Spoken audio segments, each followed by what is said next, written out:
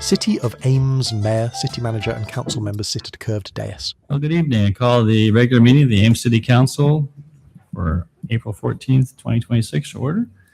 And it's my honor tonight to read 4 proclamations. So we'll start out with the proclamation for Fair Housing Month. I believe Vanessa is here to help receive that, maybe some other people. The mayor walks from the dais to the podium to present proclamations.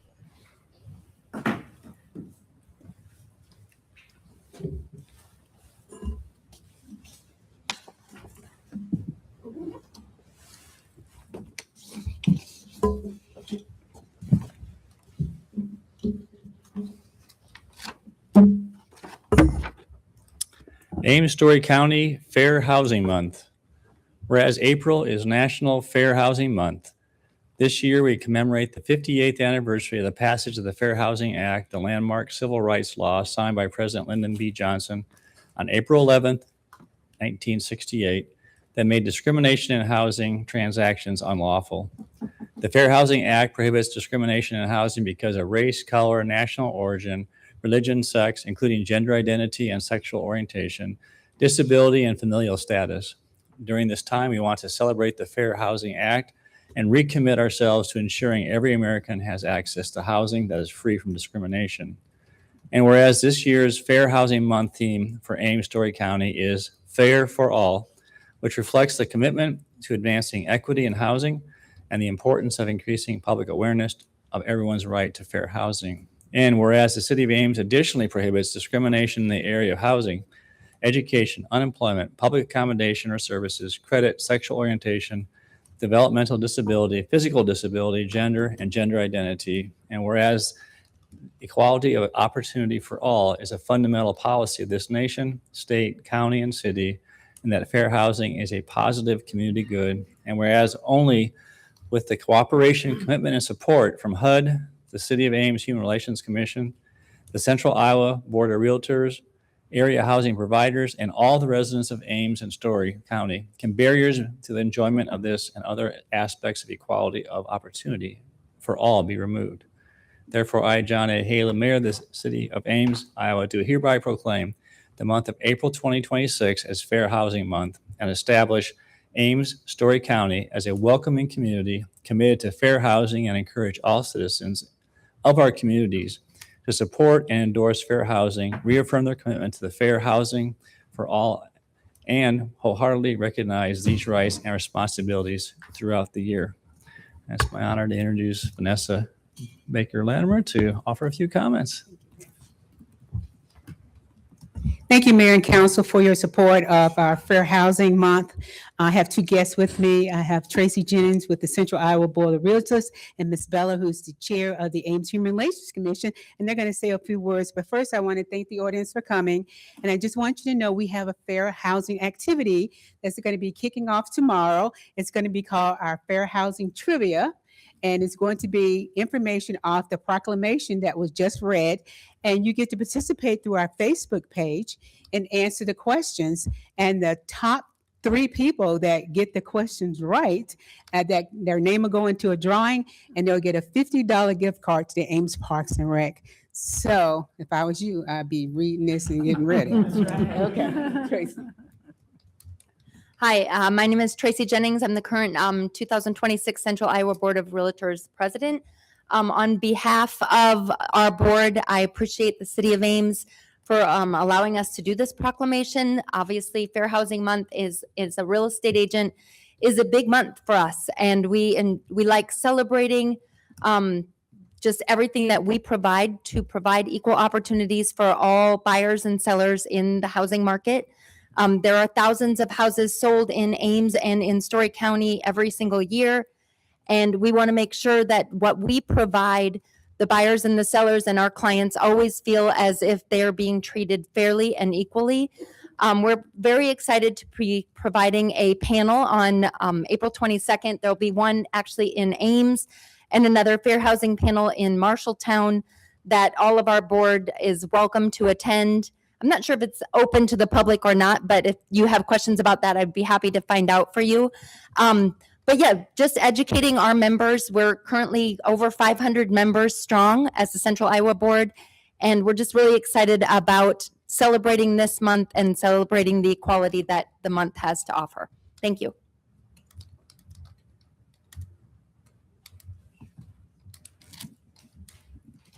Good evening, everyone. My name is Bella.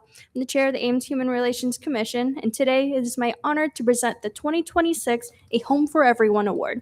As a gentle reminder, this award recognizes and honors an individual or an organization that has made an exemplary commitment to providing safe, quality, and equitable housing opportunities that enhance the quality of life of members of disadvantaged populations. This year's recipient will be Martha's House of Hope, who are based out of Ames. And to receive the award today is Executive Director Tara Brown. The nomination described Martha's House of Hope as an organization that ensures both pregnant and parenting mothers have shelter who are facing homelessness or housing stability, offering them support in multiple facets of their life, including financial literacy, parental education, and guidance in pursuing education and employment by pairing mothers with staff. In addition, Martha's House of Hope provides culturally sensitive support and fosters a welcoming peer community that helps residents build friendships, confidence, and a sense of belonging for immigrant mothers as well as international students at Iowa State. This investment in both short-term and long-term goals is an incredible resource for our community. Please join me in congratulating Martha's House of Hope as the recipient of the 2026 A Home for Everyone Award.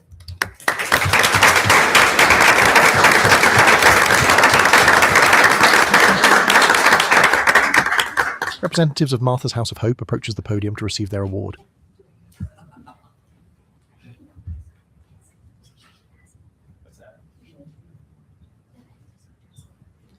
We're all scrambling, trying to find the award. We'll get it. We'll make sure it gets presented to you. So congratulations. We're very honored to give this to you, and well deserved. So thank you. Ladies, you want to get a photo before we take off?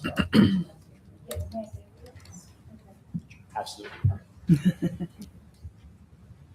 Hi, good evening. I just wanted to say a few words and express my extreme gratitude. My name is Tara Brown, and I'm the Executive Director of Martha's House of Hope. And we are just so honored to receive this award. We are a maternity home, if you're not aware of us, that's located in Ames that provides housing for women who are pregnant or parenting an infant. And the women that are coming to us from some extremely difficult circumstances, women who are experiencing housing instability, fleeing domestic violence, overcoming economic hardships. And this award goes to show that those women and those families are seen and valued in this community. And we are so lucky to be part of a community like Ames that values fair and equitable housing for all members of the community. So on behalf of Martha's House of Hope, our organization, our board members, thank you, Mayor, the Human Relations Commission, and the entire committee for your support and for the support of fair housing in the Ames community. Thank you.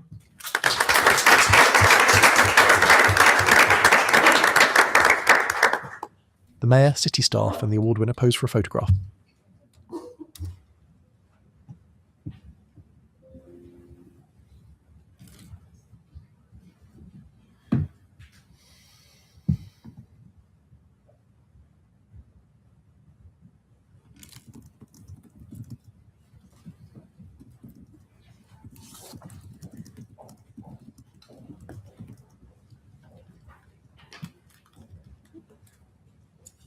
All right, next is the Week of the Young Child. We have Jerry Hyde and Carolyn Jones.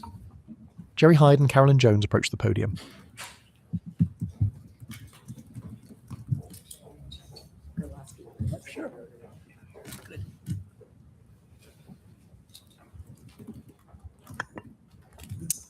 Week of the Young Child. Whereas the first years of a child's life are the period of the most rapid brain development and lay the foundation for all future learning.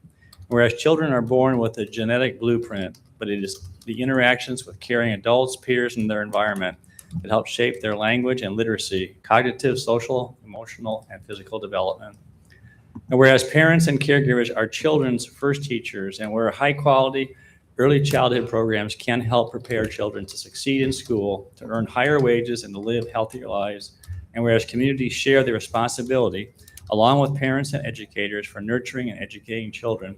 And whereas Story County policies and investments that support families, caregivers, and early childhood programs are beneficial in helping develop young children's lives. Therefore, I, John A. Haley, Mayor of the City of Ames, Iowa, do hereby proclaim April 11th to 17th, 2026 as the Week of the Young Child, and do hereby urge all citizens to recognize that by investing in our children today, we're helping build our community for the years ahead. So, Jerry, you want to? Please, go ahead. Thank you very much, Mayor. Thank you, City Council. It's an honor to be here. My name is Chuck Galarski. I'm with the Ames Morning Rotary Club. Thank you for adopting this proclamation. You are helping to spread the word about how critical children's early years are for their lifelong learning and well-being. Like you, we want every child to be prepared for future success. Over 20 years ago, Ames Morning Rotary Club and Raising Readers started the Reach Out and Read program to encourage reading and bonding.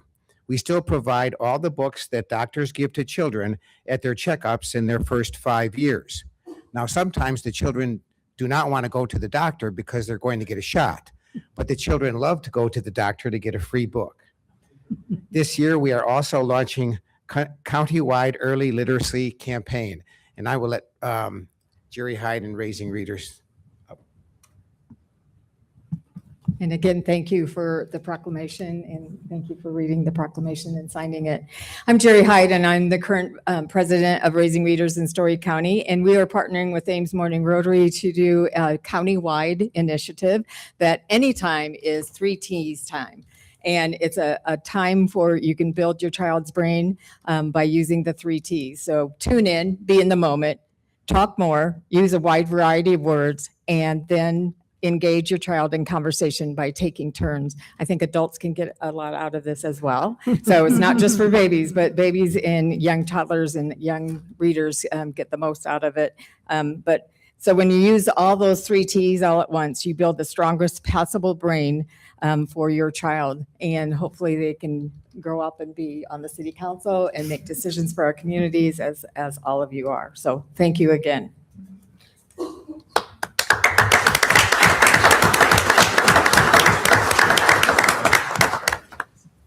The Mayor and Week of the Young Child representatives pose for a picture.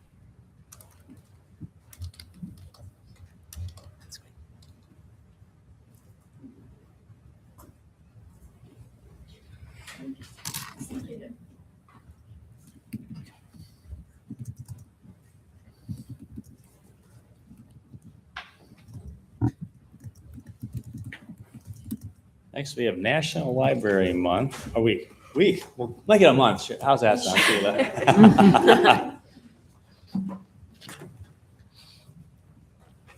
Get some guests with you? Good. All right. National Library Week. Whereas libraries spark creativity, fuel imagination, and inspire lifelong learning, offering space where individuals of all ages can find joy through exploration and discovery. And whereas libraries serve as a vibrant community hub, connecting people with knowledge, technology, and resources while fostering civic engagement, critical thinking, and cultural enrichment.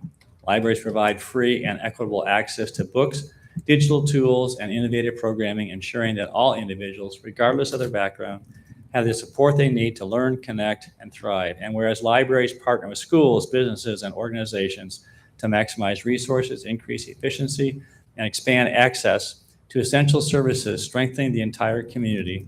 And whereas libraries empower job seekers, entrepreneurs, and lifelong learners by providing access to resources, training, and opportunities to support career growth and economic success.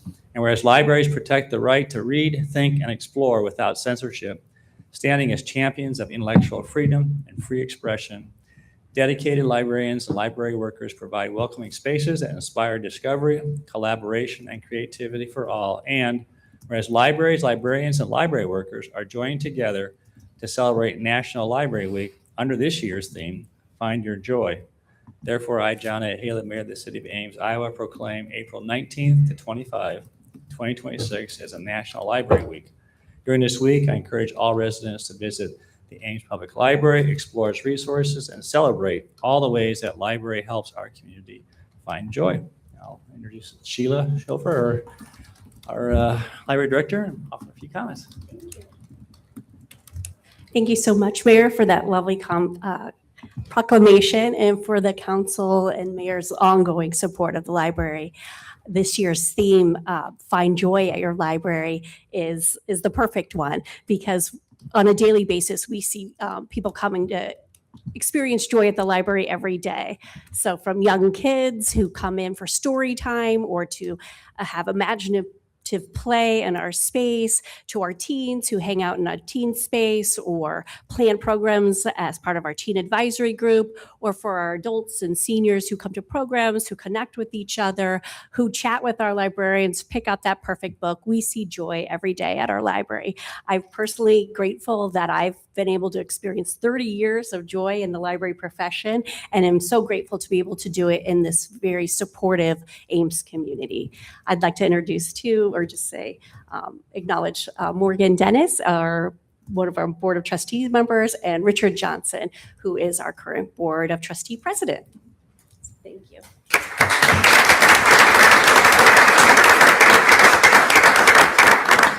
The Mayor and Ames Public Library representatives pose for a picture.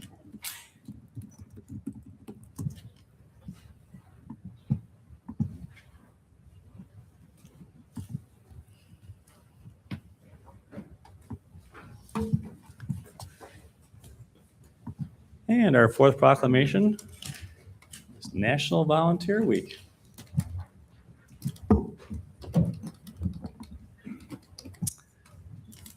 Whereas the entire community can inspire, equip, and mobilize people to take action to help improve the world. And whereas volunteers can connect with local community service opportunities through hundreds of community service organizations, laying the foundation for tomorrow's growth and prosperity. And whereas individuals and communities are at the center of social change, discovering their power to make a difference. And whereas during the month of April, all over the nation, service projects will be performed and volunteers will be recognized for their commitment to service. And whereas volunteer service benefits many by creating strong, resilient, and interconnected communities. And whereas experience teaches us that government by itself cannot address all of our nation's social problems. And whereas our country's volunteer force of over 63 million individuals is a great treasure, and whereas all volunteers are vital to our future as a caring and productive nation and community. Therefore, I, John A. Haleb, Mayor of the City of Ames, Iowa, do hereby proclaim April 19th through 25th as National Volunteer Week and encourage Ames residents to volunteer and recognize those who serve, replacing disconnection with understanding and compassion. And Sheila, are you taking care of that, or are we going to have? Oh, very good. Thank you. Thank you, Mayor Haleb, for the proclamation. Thank you to the Ames City Council. My name is Jehan Faisal. I'm the volunteer coordinator at Ames Public Library. This is a community chock full of people who care about their neighbors, and so there are a great many organizations up here. For a time, I'll just quickly introduce Kay, who's one of our fantastic volunteers at Ames Public Library. I just want to say in every corner of the library, you will see something delightful that is possible through the work of our volunteers who invest care and time and labor. Every single corner of our library is impacted by the fantastic volunteers that we have, and I think that's true across our community as a whole. So I'll just let everyone introduce themselves and their organizations. I'm Ashley Thompson, President and CEO of United Way of Story County. Thank you. My name is Abby Wyman, and I coordinate the volunteer program at the Ames Animal Shelter. My name is Hannah Bell, and I'm the volunteer coordinator for Raising Readers in Story County. My name is Christy Mayo. I am the executive director at Raising Readers in Story County. Very good.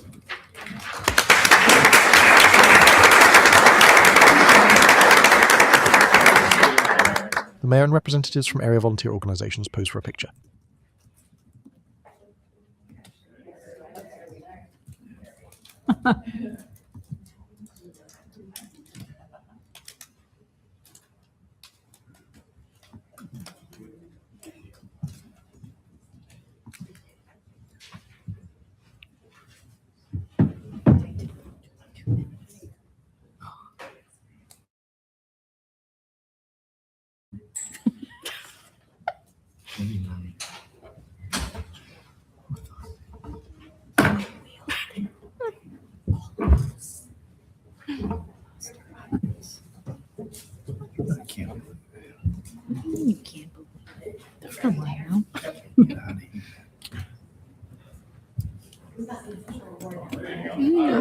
Oh. Oh, Oh. it's beautiful. Nice. Very cool.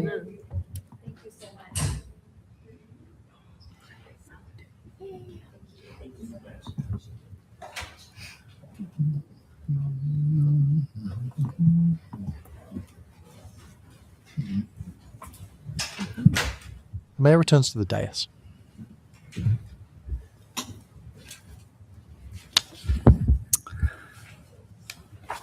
All right, Council, we're working from an amended agenda this evening. There are 2 items under consent. The first is an additional item under item number 28. And then also there was a correction, updated, a number on, my apologies, that's actually under regular agenda. It's just the one additional item under consent. Is there any questions or any item that you wish to pull tonight? Hearing none, entertain a motion to approve the agenda as amended. I mean, the consent agenda as amended. So move. Second. Thank you. Roll call. Betcher, Aye. Junk, Aye. Corriere, Aye. Rollins, Aye. Judy Hansen, Aye. Garten. Aye. All right, we'll open a public forum, the time we set aside for comments from the public on topics of city business other than those that listed on the agenda. We'd ask people to limit their comments to 3 minutes or less. And we're also subject to the requirements of the open meeting law, so we cannot take any action on your comments. Is there anyone who wants to address council tonight?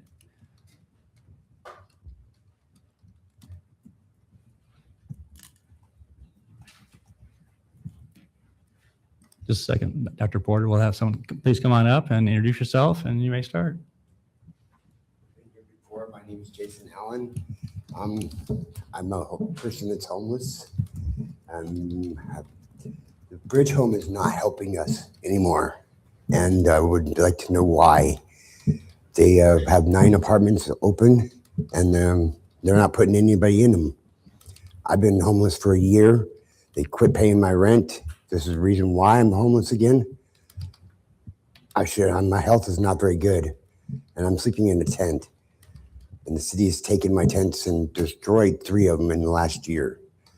I would like an apartment so I can get a job. I would like to be a part of the community again. I can't do that sleeping in a tent. So I'm just like to know what's going on. Okay. Just paw back on the, was to see if you can meet with, you just visit with Paul. She is part of our asset process, and also she may have some information regarding some of your questions. She's just outside. Yeah, Vanessa. Vanessa will help you get to it. Anybody else? Dr. Porter, you want to? Go ahead.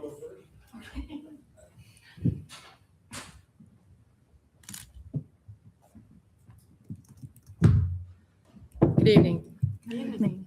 Thanks for hearing my. Your name, please, and then you'll start. Gotcha. Rhonda Frericks. I live at 3309 Kingman Road. I'm here to talk about the Ontario Show World Workforce Housing proposed project, and I live in the neighborhood of this project, and we are very concerned about the upcoming discussions that the city is going to have, and we really want to have the city really think about keeping the zoning as an RL, which is a residential low density, versus bringing in any large density. Some of the proposed projects that we have seen, it did show 8plexes and 4plexes, townhouses, multiple duplexes, smaller homes. And one of the things you'll be doing later is seeing my email. It talks about the fact that the square footage of a lot in residential low density is supposed to be no more than 6,000, or it has to be at least 6,000 square feet. What I look at in the proposal is that it was 4,700 square feet on some of the lots. I assume those are single-family home lots, so there were not that many single-family home lots. So we would like to encourage the council to look at more single-family homes, because this is all residential low density that this would be coming into. And then I didn't know where this fit into the community development block grant and the home program. I don't know if that is a piece of that eventually. I didn't get enough research on that, but I didn't know also if there's any funds going towards this development from those programs. And then I'd like to get more information about the development incentive agreements that are out there and where that actually is in the City of Ames, or where I can find that. Another thing is I really would like to challenge the market rate for this development. I'm concerned because when we were at the neighborhood meeting that the developers had on this project, they said the homes would be at $350,000 to $450,000. That, to me, doesn't sound moderate or even moderate income level rate for those homes. So that was concerning to me. The terminology I believe that's in the development agreements and are moderate income persons. And then just a few comments. Several recent studies have discovered that homes in areas that were low density, that had higher density projects come in, had seen a decline of about 3% of the home values in the area. I personally don't want to see that, and I was hoping the city also had that same goal. And then I saw something in one of the packets that you had out today for your council meetings, the neighborhood revitalization strategy area. I don't know if that's all of Ames is considered that, or if there is some designation also underneath that area. If there's any of that information I could get to help our neighborhood to see if we can make sure that we get the low density. That's all I have. So you threw a lot out. I'll make sure I got the. So you said you wanted to have information on the incentive agreement, which I think that you'd have to talk to our staff about what process would be to get that. You have a concern about density, something about use of home funds. Is that right? What was the? Right. If any of the funds from the grant, it was the community development block grants or the home program goes to this. I'm not unsure. I'm pretty sure I don't understand all those programs and grants. I knew that you were looking at doing something and you went to HUD to get some money for that, but it also has money that is earmarked for developments. Okay. So I didn't know if any of that was going towards this program. Could I suggest that if you would just email your list of requests, and then That'd be easier.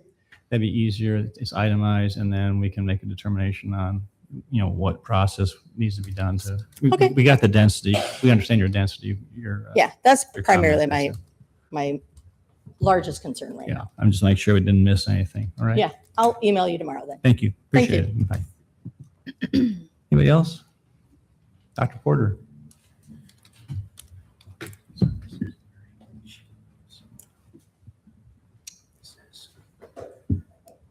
Yes, my name is Max Porter. Thank you, Mayor and City Council. Appreciate the opportunity to visit with you about this project. It's listed on your agenda under item 37 for the Planning Division Work Plan. Oh, then it can't be. And that's not an agenda item for tonight. That comes later in the future. Yep, it is. And so if you. So I'm just addressing the general forum topic right now. Yeah, right now we're doing form, but when we come to 37, we'll go ahead and call you up, okay? Oh, I can come up then too? Or that also? Well, Whatever. that's when we'll invite comments on that point. if You will, like. okay. Yep. All right. I'll hold my peace then. Thank you, Dr. Porter. Anybody else? Luke?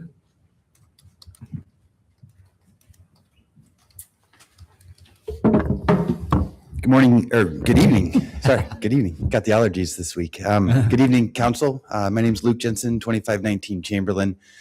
Typically, I'd let just the email that I sent that was part of the Council non-agenda packet stand, but I thought just with the opportunity today to share a little bit about a unique opportunity that we have here in Ames to deliver some downtown housing.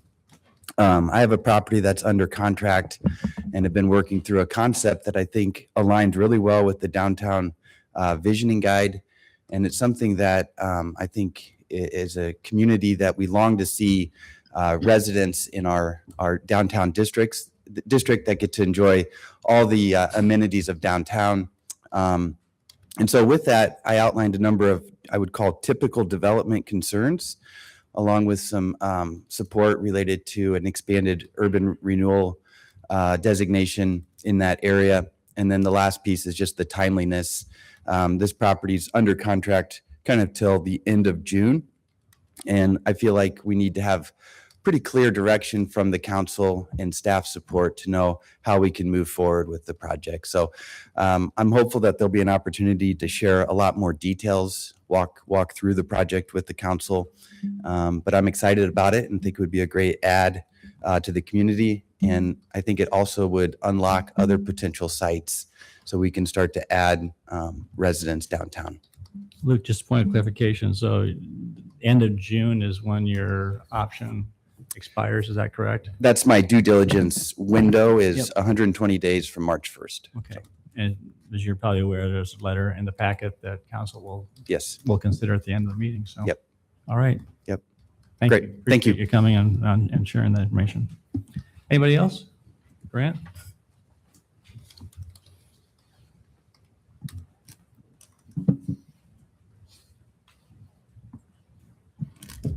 Good evening, Council. Grant Olson. At the convention, the conference organizers came out and they said it's lunchtime and you'll find the entrees on the first floor, you'll find all the other food on the second floor, and you'll find your silverware on the third floor. Now, as strange as that sounds, it's a slight analogy to the way that Ames and many other communities plan their developments. Things are spread out too far. And so as with the aforementioned Shoal Road workforce housing, the plan is to use the tilled dirt and the prairie, and to rip up the prairie and to build housing on the entire area. Now, as many consultants that I've read about, when they do the math, if you have this certain amount of area, you need this amount of infrastructure when you have a certain density. But if you slightly increase the density, you need fewer pipes, and you can do things more cheaply, and you can have more tax revenue per acre. And so it's very important from a fiscal responsibility that we maximize the use of our land. And so the developers are proposing a lower density residential area. And just to zoom out a little bit, there's a shared use path that's coming. And as a part of what I envision, the green belt, being able to go from Moore Memorial Park through the Shoal Road neighborhood over into West Ames and even continuing on from there, you have this fairly lengthy ability for people to bike ride a considerable distance. And for people who like to ride bikes, you don't pedal continuously. You do want to take a break every once in a while. And I think the Shoal Road development area would be a great opportunity to build some sort of place where people could stop and have a bite to eat, have access to a restroom. So I'd like to consider something where we're able to leave the prairie alone. A lot of time has been spent establishing that prairie, and that we only build on the dirt that's already tilled, and that we make it a multi-use, not exactly a destination, but make there more uses available as opposed to just a bunch of houses and, well, I have to pedal on and figure out what I'm going to do to have a bite to eat and have access to a restroom. Thank you. Thank you. Anybody else? All right, we'll close public forum and we'll move on to item number 30, hearing on the City of Ames budget. Corey and Nancy? Corey Goodnow and Nancy Mastella from Finance approach the staff table.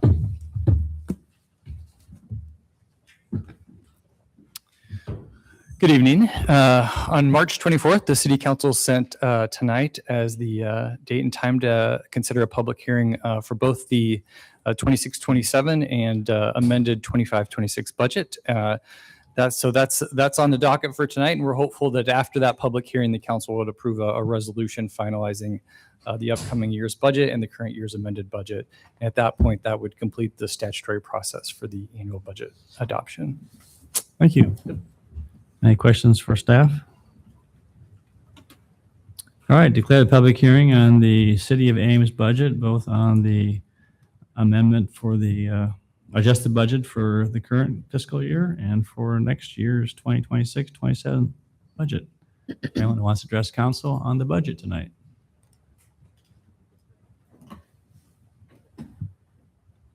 Seeing and hearing none, we'll declare the public hearing to be closed. Entertain a motion on resolution authorizing and approving the fiscal year 25-26 adjusted budget. Move approval. Second. Roll call. Junk. Aye. Corriere. Aye. Rollins. Aye. Beatty Hansen. Aye. Garten. Aye. Fletcher. Aye. Entertain a motion on resolution authorizing and approving the fiscal year 26-27 budget. So moved. Second. Roll call. Corriere. Aye. Rollins. Aye. Beatty Hansen. Aye. Garten. Aye. Fletcher. Aye. Junk. Aye. Thank you. Thank you. We'll move on. Item 31, hearing on substantial amendment to the 25-26 CDBG Home Annual Action Plan to the Department of Housing and Urban Development. Vanessa. Vanessa Baker-Latimer, Housing Coordinator, approaches the staff table.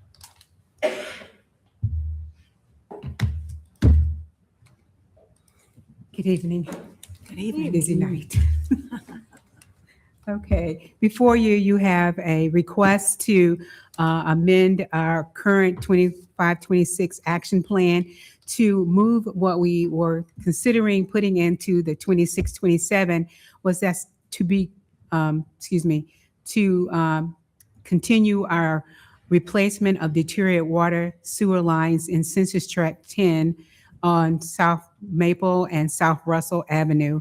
And in that we are steadily moving towards selling our properties out at the Baker subdivision. We just need to be prepared to be in the position to be able to spend the program income that we know that we will be generating when we start selling these lots, and not to be in the position where we'll not meet another timeliness test.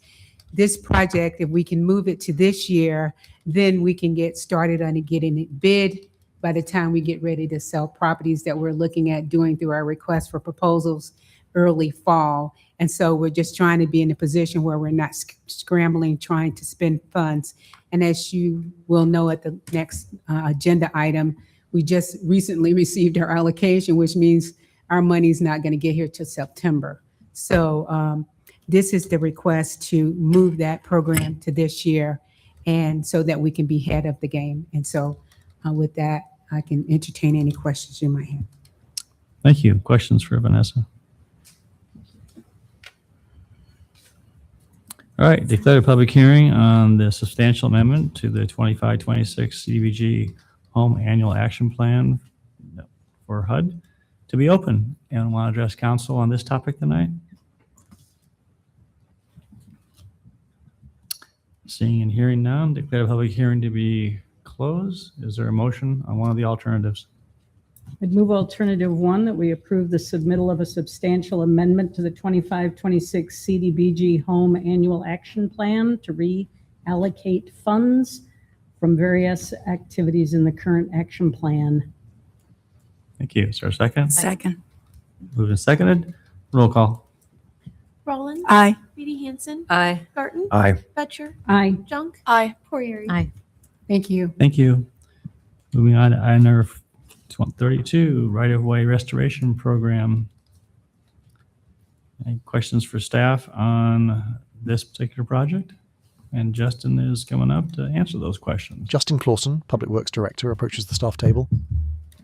Maybe just do a 1-minute quick summary of what this project entails for those who are in the audience. Yeah, the right-of-way restoration program is a program where we take all of the capital improvement projects that Public Works puts on, and even some of the operation projects that happens, and we put one contract out in order to restore those projects as far as vegetative restoration.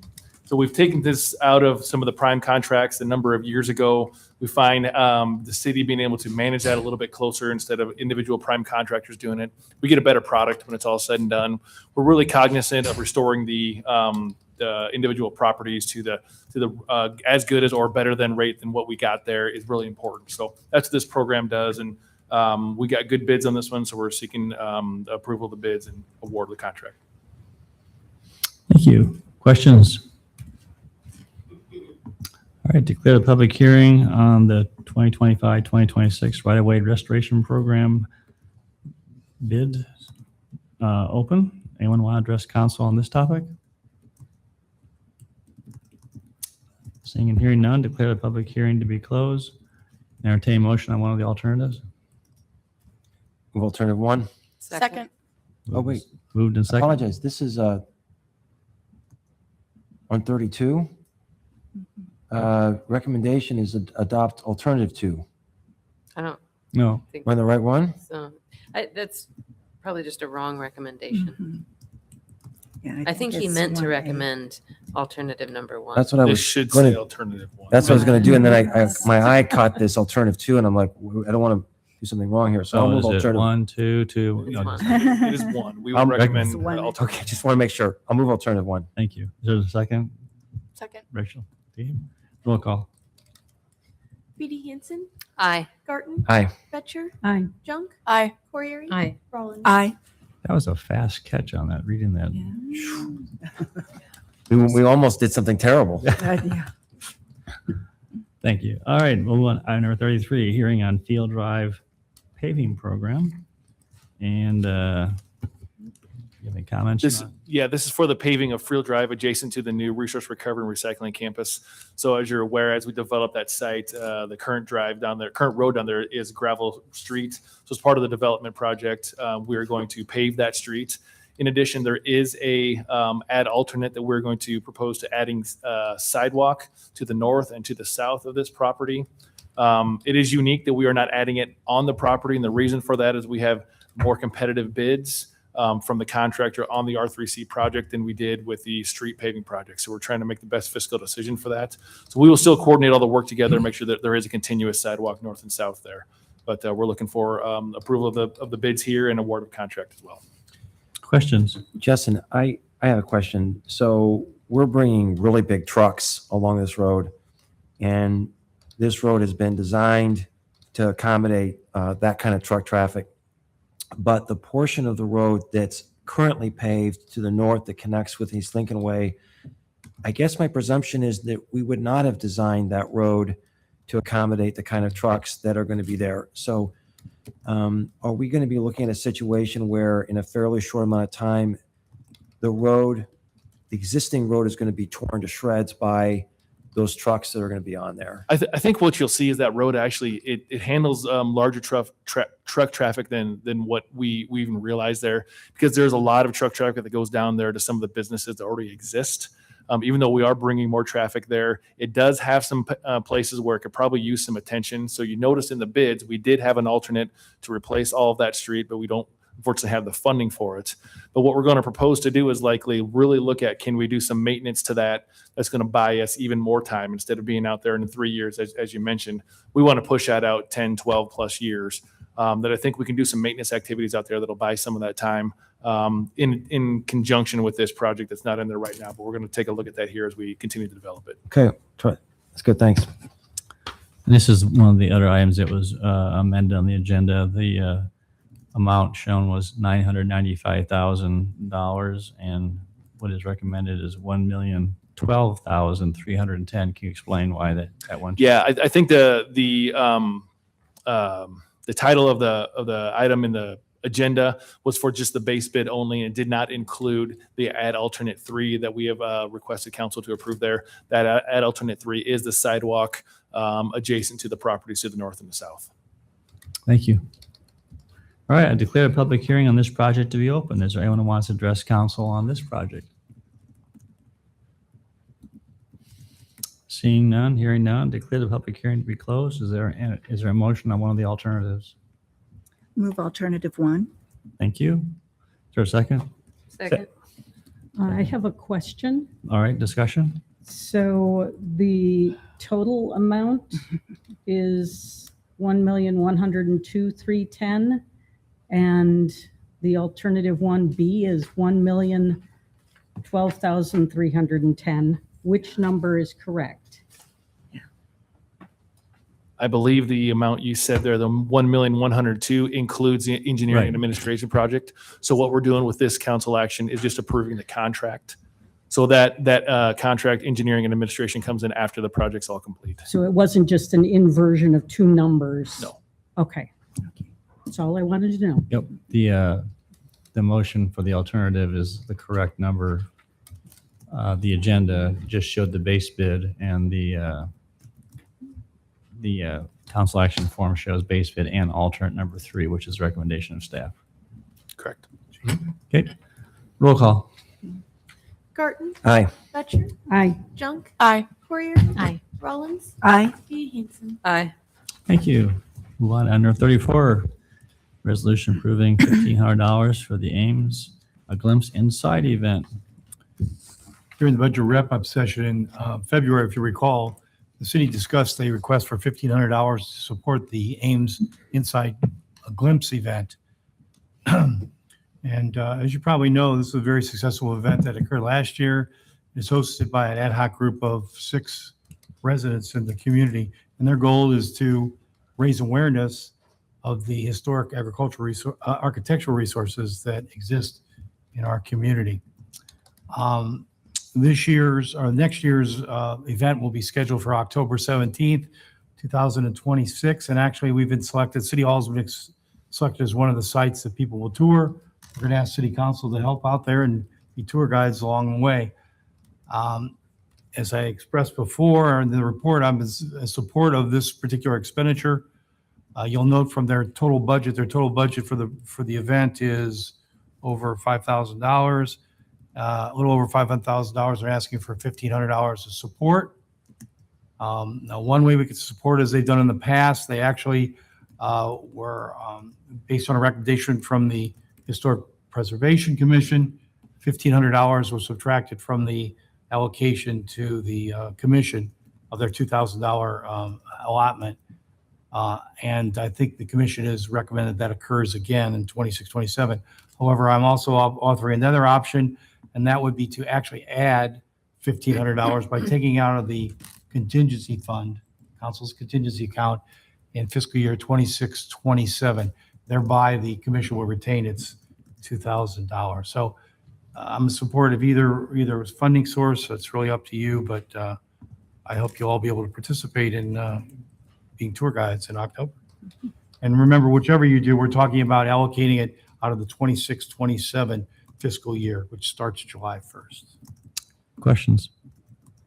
Comments? Do we know what's being sacrificed if it comes out of the HPC budget as opposed to our contingency fund? Because I remember they said that they had not budgeted for this. What was the budget for? Original budget for the 2,000? I think maybe Kelly can help answer that question. Kelly Diekman, Planning and Housing Director, approaches the staff table. The commission had a long discussion before they decided to approve the $1,500 request. It's unknown if they would be lacking funds at the end of the next fiscal year if they commit that. It's been there's no consistent spending pattern. It kind of depends on how much training is done in any one year. The awards that are given are a token amount. So there's $500 to maybe do a speaker stipend and awards, and then who knows what if anyone would go to a conference in June of 27 and what funds would be available at that point. So they knew that at that time. They were willing to commit their $1,500 and see how that went during the year next year. My impression is that when we were initially discussing this, we, or at least I, took it that we would be contributing the $1,500 this year and that HBC would budget for it in future years. And I would hate to see them end up short at the end of the year on education if they have an opportunity to bring in a speaker or something like that, only having $500 left. And so I'm in favor of using money from the contingency fund. Open up public comment. Does anyone want to address council on this topic tonight? We'll close public comment. Any further comments? Well, I want to point out the way we'll accomplish this is the Ames Foundation will serve as the financial agent for the ad hoc group. Therefore, the receipts, we'll reimburse on receipts and bill from the foundation. We'll reimburse foundation, who hopefully will transfer the money back to the people who engage or incur the costs. That's how we'll handle it procedurally, if that's okay with you. Okay, is there a motion? I would move that we adopt alternative 2, that the city council provide $1,500 from the council's contingency fund for the Glimpse event. FY. Fiscal year 26-27 council's contingency account. Thank you. Is there a second? Second.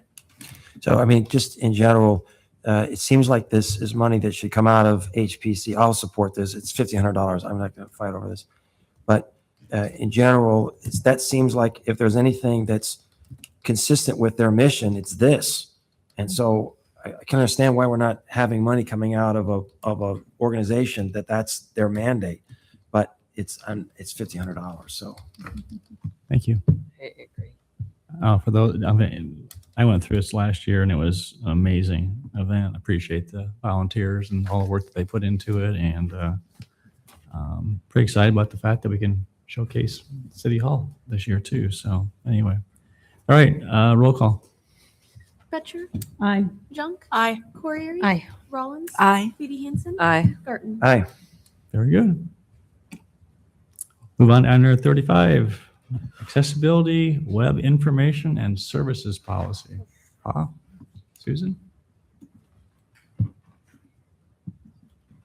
Peg Goldbeck and Susan Guiasta from the City Manager's Office approach the staff table.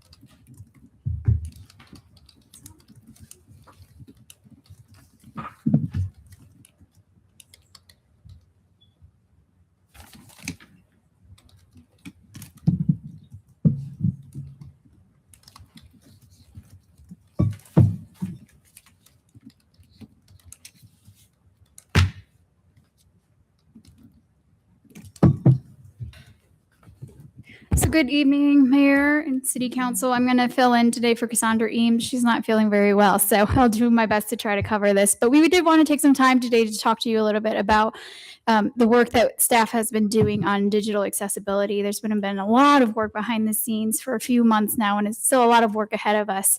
And so I want to talk about that today. If you don't know yet, a couple years ago, the DOJ came out with a new ruling around digital accessibility, specifically web content and mobile content. And so we've been working really hard to try to comply with that. We have a compliance date of April 24th, 2026. So we kind of meet that next threshold. And so that's coming up here. And so staff has been working really hard to get us to that point. This is a really big shift for us fundamentally. It's a new way, it's learning new habits and that sort of thing. So we're really proud of the work that we've done so far, but we recognize we still have some work to do ahead as well. So one of the things that we did right away was we just studied the rule and tried to understand what this meant for city operations. And so we spent a lot of time doing that. And then from that, we developed some digital accessibility fundamental training for our staff internally. So we simplified what the rule says and put it into some really practical steps for city staff.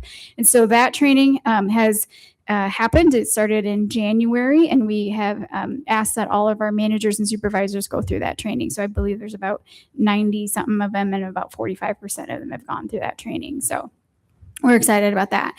One of the things we did right away too was we created a cross-departmental digital task force. And so we've got representatives from the different departments coming together monthly now just to talk through what are the challenges that you're seeing, what are the things that you are doing, and how can we help you through that process. So we've been working closely with departments to talk through maybe software products that they're using or documents that they produce, and how can we start shifting that to be more accessible. We started the digital ADA policy, which is before you tonight as well for consideration. One of the best practices is that we adopt some sort of policy as an institution. And so that's the item that's before you tonight. And then, as I mentioned, 92 formal leaders, 45% of those have gone through training.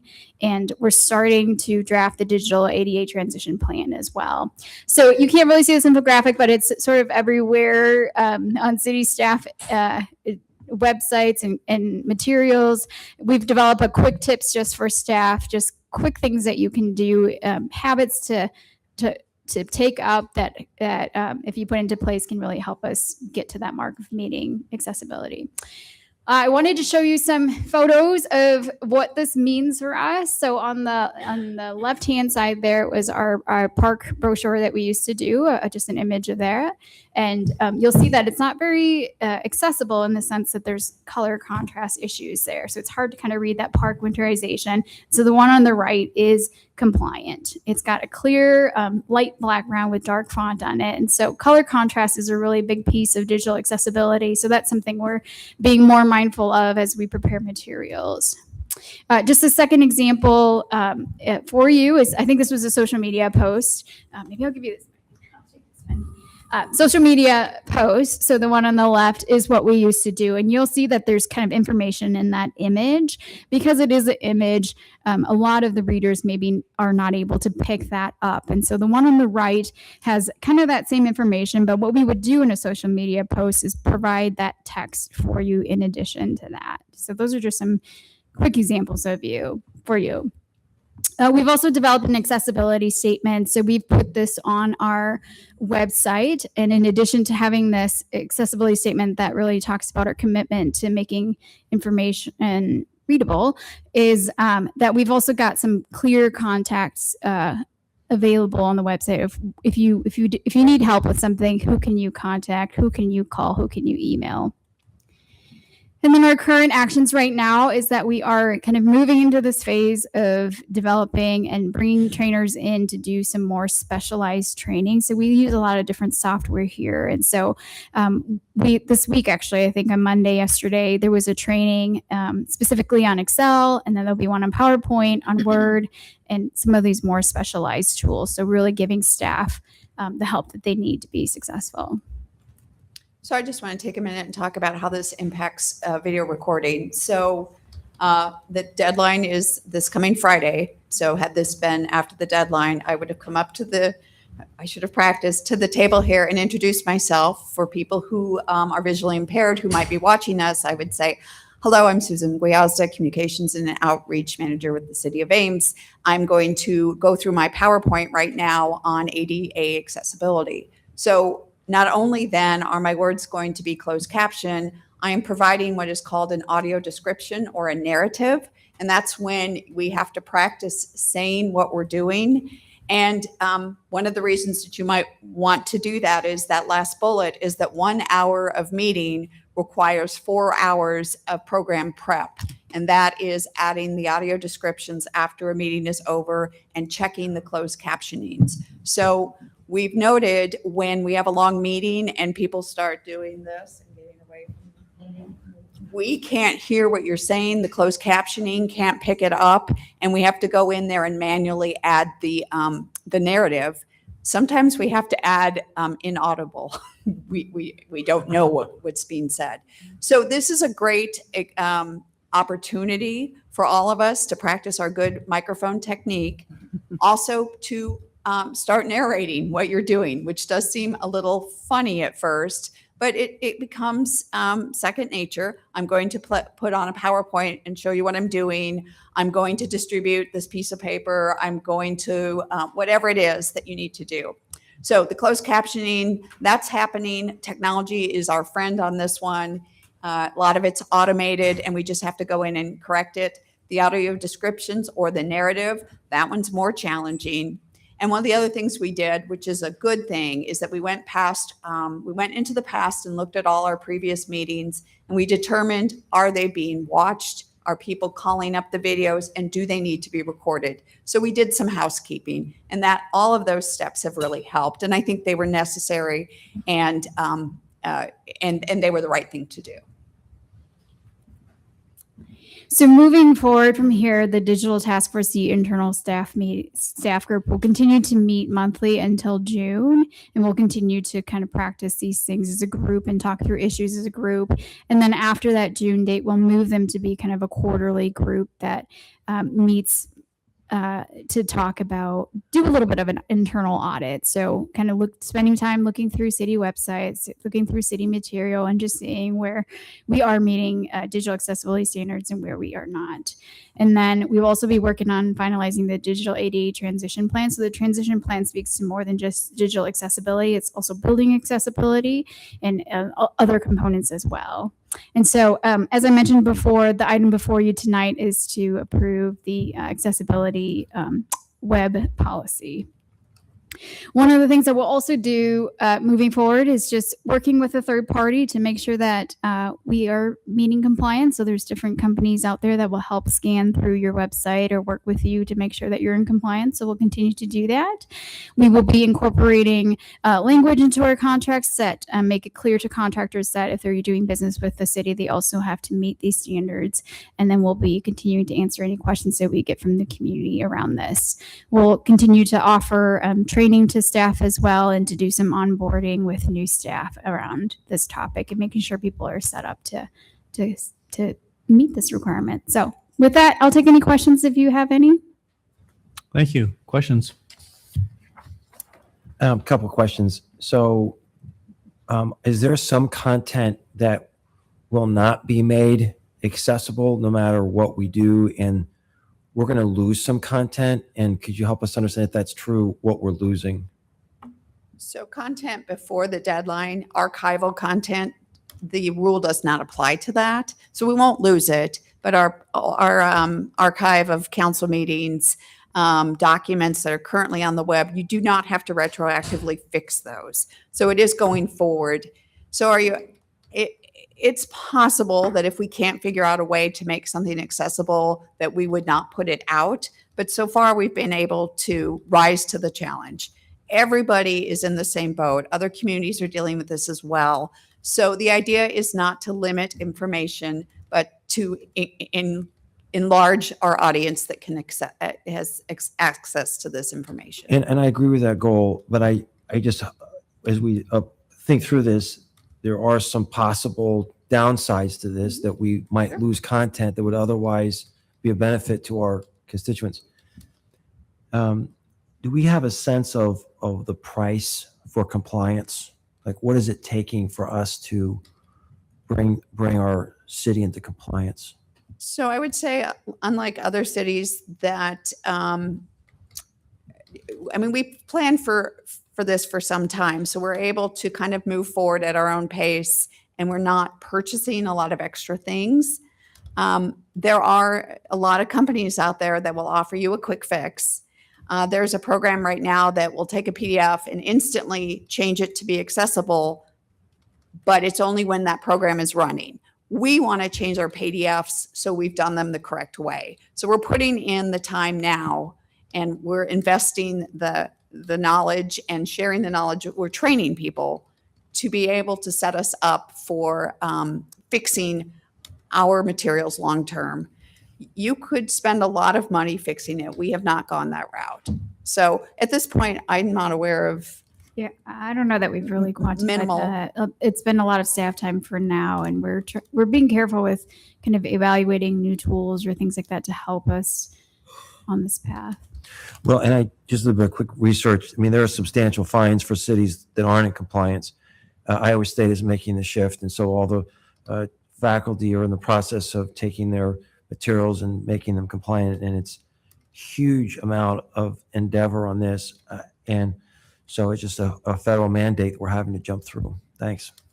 Other questions?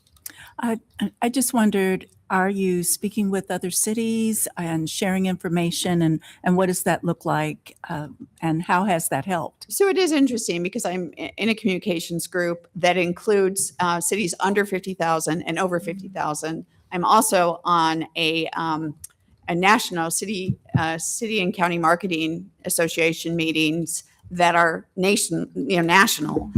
I mean, we're all in the same boat. It is challenging, and other communities are struggling. It is what it is.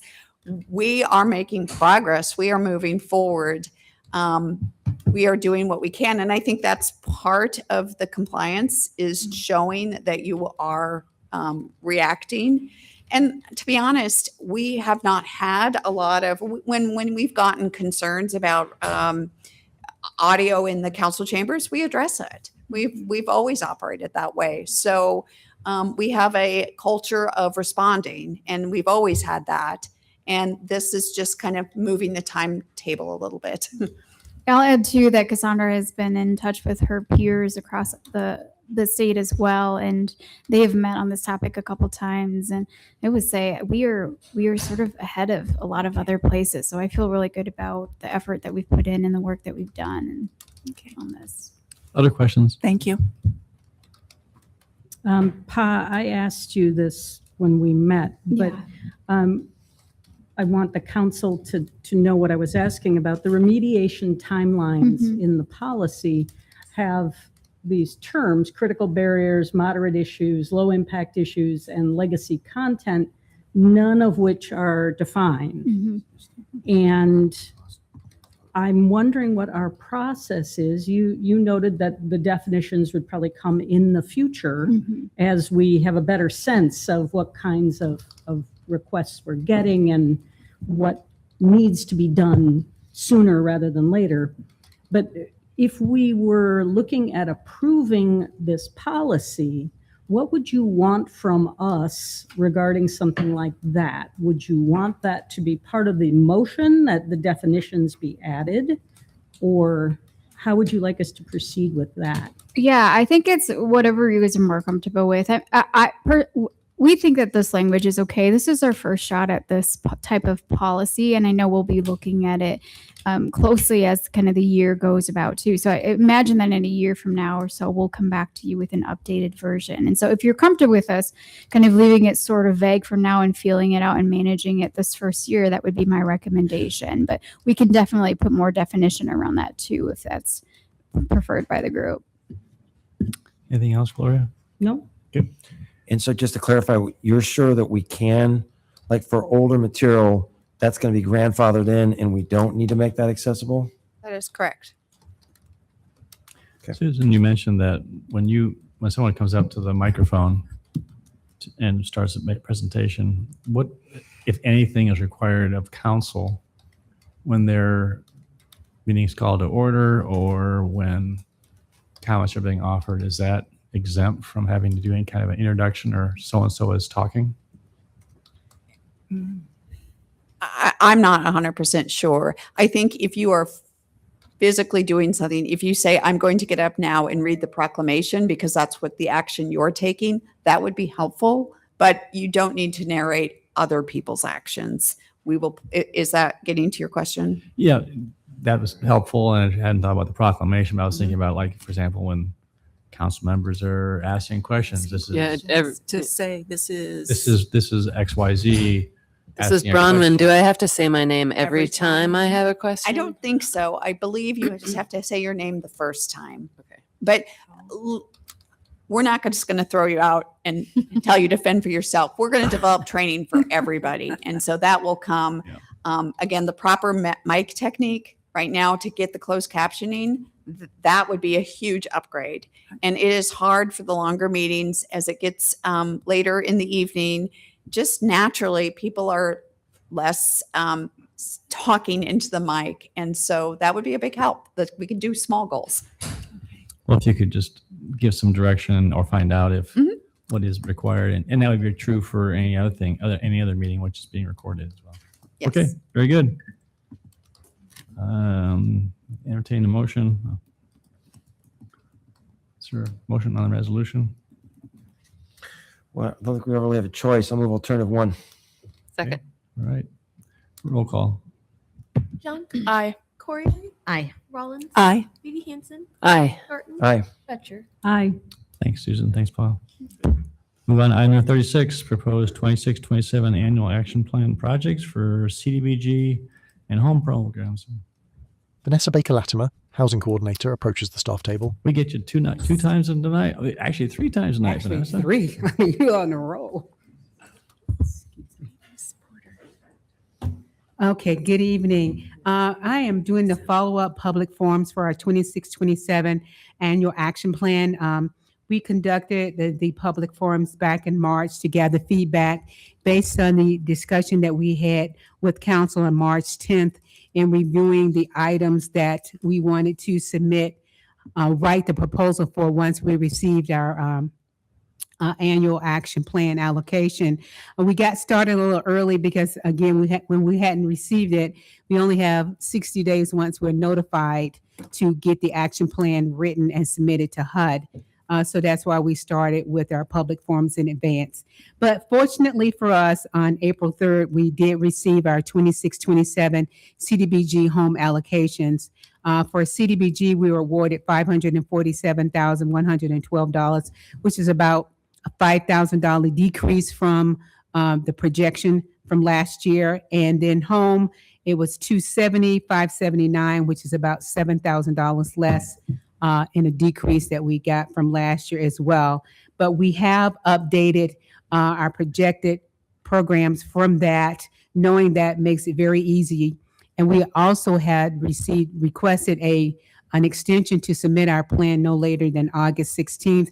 And we just received that approval from HUD 2 days ago. So we're kind of ready to move forward with this, and just wanted to let you know we did not receive any feedback from our public forums. We had several agencies attend the public forum. We had 2, one during the lunch hour and one in the evening, and did not receive any comments from those.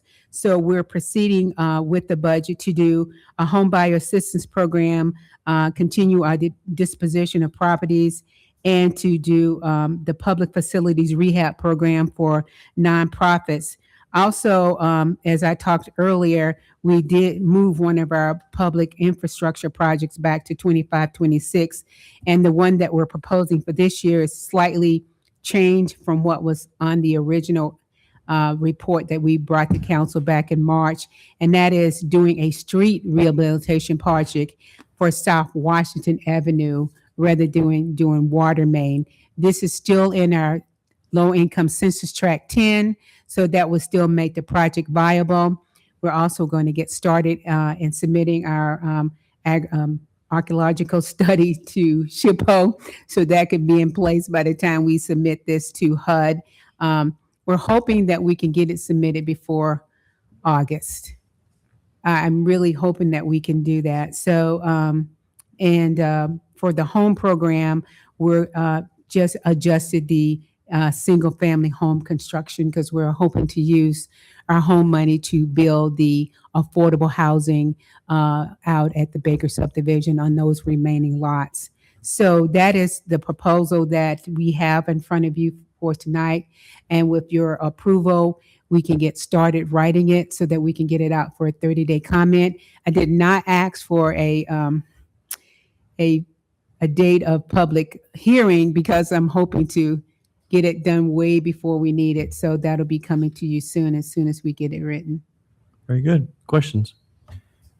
Vanessa, the single family home construction budget line item of almost $900,000, this would be used to assist construction of approximately 3 of the remaining 6 affordable lots. So could you walk us through how that money would be used for those lots? Well, we would go out for proposals to partner with a developer to build them, or we can partner with a modular home company to build those after working with whatever the requirements are for state law. We're doing that. And so that would be the money we would use to help build this, because home is the only money that you can use to actually construct a home. So we had these remaining dollars we've been saving, like we did for the townhomes, to go out and build on those lots. So we would, and if we used all that money in those 3 homes, so roughly $300,000 for each of those houses, roughly. Roughly, yes. And so that money would go for construction costs. I'm just trying to wrap my brain around what this money would be used for. I mean, at some point, you spend $300,000, you're getting close to a house. So, I mean, I don't want to go into the weeds on this.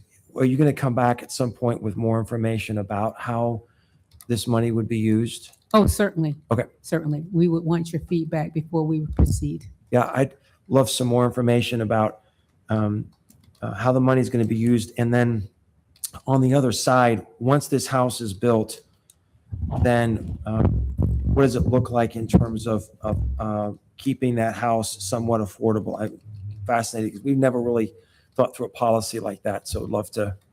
Well, in some of our previous projects where we've done affordability, we've done a recapture provision on all of our other projects. Oh, When that's we true. did Bentwood, when we did Kim Merrill Road, when we done individual houses, we do have a period of affordability that house has to remain there, or they have to sell it to another first-time home buyer, or they have to recapture all of the funds. So we do have those provisions we've done in the past. And that was one of the things we would bring back to council to make sure what you would want us to have as recapture provisions of any of those houses. Also, to help with the cost of getting into the home, we would use future CDBG funds to help with down payment assistance because it can't help build, but the home funds can. So we use a combination of those. Very good. Thank you. Very helpful. Yeah, along that same line, does it have to be limited to 3 or could it be all 6? I mean, if that would be great. So the point is that's a topic of discussion that will come back to council. Yes, sir. Good. Yeah, great. All right. Vanessa, do you have any impression of whether the amounts that we decreased in our funding are similar to other allocations for entitlements that you're aware of? Well, when we looked at the allocation that came to the state of Iowa, we have another entitlement community that takes a bite out of our pie, and that's Polk County is now an entitlement community in the state of Iowa.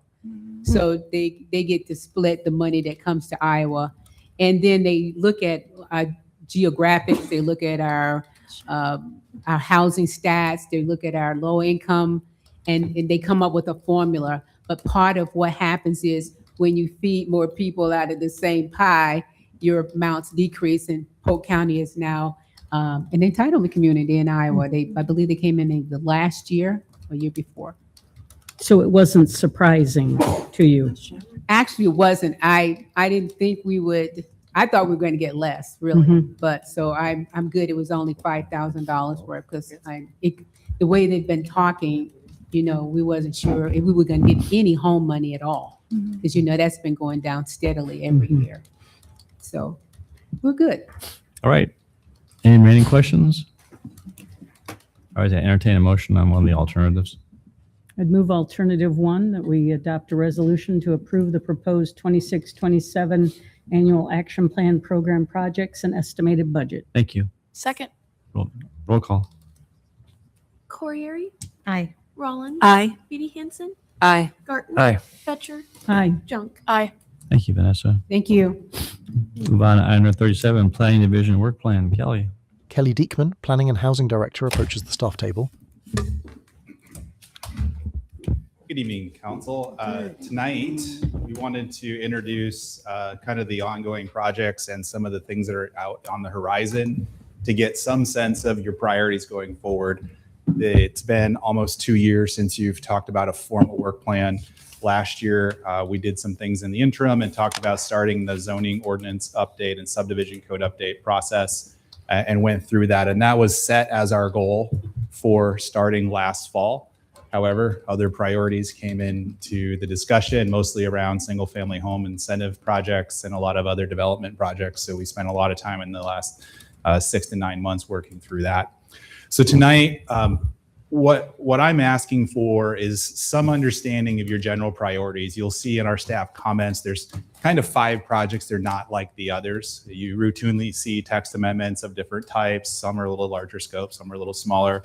We have some ongoing projects. We're unlikely to start any large initiative in the next, I'll say 3 months, at least through June, because of those ongoing development projects and some other things that have been started. The other one that was kind of news last week as we were creating this was to finally get notice that we had been awarded the $500,000 grant for planning for the multimodal parking structure downtown. I don't really have a schedule for that. That's going to be a project that's multi-department, probably led in general by the Public Works Department. So I don't even have a sense of exactly what time commitment planning is in that. And it's highly unlikely to even start until the fall. So even though it's likely a significant project, I couldn't even start it tomorrow if I wanted to. So it's a little hard to kind of tell you where that should fit in your priorities. Like clearly that is a priority. We're going to take a grant and we're going to do that project, and it's going to fit in whenever that is available. Kelly, just to make sure, when this gets out in the airwaves, would you define what planning is? Because what people think planning is and what it's not, basically starting to create drawings and specifications and 3D images for this multimodal. Yeah, so the way this grant was described, or I should say how we applied for it, is essentially a feasibility study. So there's four main facets to the project. One, there is some public engagement to understand how a parking structure is valuable, what it can do, what it can accomplish in terms of both supporting multimodal, so the option of potentially locating side ride services there rather than on Fifth Street as part of this equation. How does it tie into potentially a pedestrian bridge over railroad tracks? How does it tie into Tom Evans Plaza? And so there's a lot of elements in there that you have to look at. The other really significant component in the feasibility study is the understanding of the downtown parking system. So in the proposal, we're going to evaluate demand for parking, kind of revisit the Walker study from about 6 or 7 years ago, look at demand, look at how to manage parking, and then really the cost of operating parking throughout downtown with and without a parking structure. Parking structure operational costs are much higher than on-street parking. So we have to have a good grasp of the financial feasibility of the project. It will also include, though, conceptual design. So we will have understanding of what the spaces that we can gain from the structure. Is it 3 stories? Is it 4 stories? What does it take to build? Cost estimates. Again, we'll have other features in that design. So we're going to get a real robust feasibility study. I think everything that we need to know as the city about whether to proceed in the future towards actually building the project, we should have really, really good information then about what that means. And there is potentially some other opportunities for funding that we could potentially apply for the federal government to actually construct it too. So it's not like if we're doing this, it's a done deal. It's more or less it's a first step. It's a feasibility study, and you can never know if there's a government program that may or may not help you actually build the project at the end of this process. Thank you. This is just a planning grant. And can I ask one more just sort of threshold question before we get into the weeds on this? In the past, planning has outsourced some planning to consultants who sort of fill the gap. I think this should be the exception, not the rule. I think there's a benefit to having our own planners carry the water in most of these things. But if there are areas where the lack of staff time means that certain projects are pushed back, that could have some pretty significant implications. Could you help the council think about criteria for when we would want to bring in outside consultants to help you with this workload? Because you did a wonderful job sort of laying this out, and I have sort of a weight on me, like, wow, we have really given you and your team a lot. How do we think about bringing in third parties to help you? I think the first question is, do you not have capacity to address a priority? So that'd be the first question. Right. And then what type of projects are consultants good at efficiently addressing? Because they're expensive, right? So you want to definitely have a very clear scope of work. That's right. And a predictable outcome to that project where it does not become ongoing. So that'll be the first two things I would think about. And on the list that we have, really the zoning code update is the most obvious of where consultant assistance, because of expertise and time, could be valuable.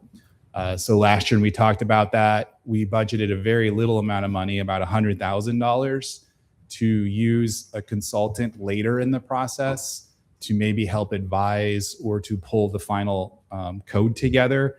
And we were going to rely on city staff to do the initial outreach, engagement, and kind of drafting and collecting of the concepts and opinions to kind of get to a working draft. That was our process last year. So we were going to start with a heavy staff investment and then see if we needed consultant expertise as we went along.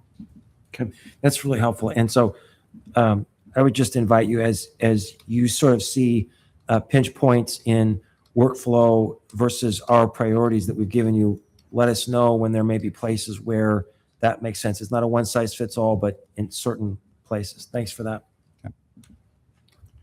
Kelly, can you give us any insights into where these staff requested projects fit in? How important are the cleanup issues? It sounds like they are not a major investment of time because they aren't on the major time list. Yeah, so they're not meant to be major. So if I say it's on a cleanup list, it is not meant to cause significant public discussion, community engagement, all of those things. So kind of maybe in an ideal world, they're minor enough, they're all packaged together.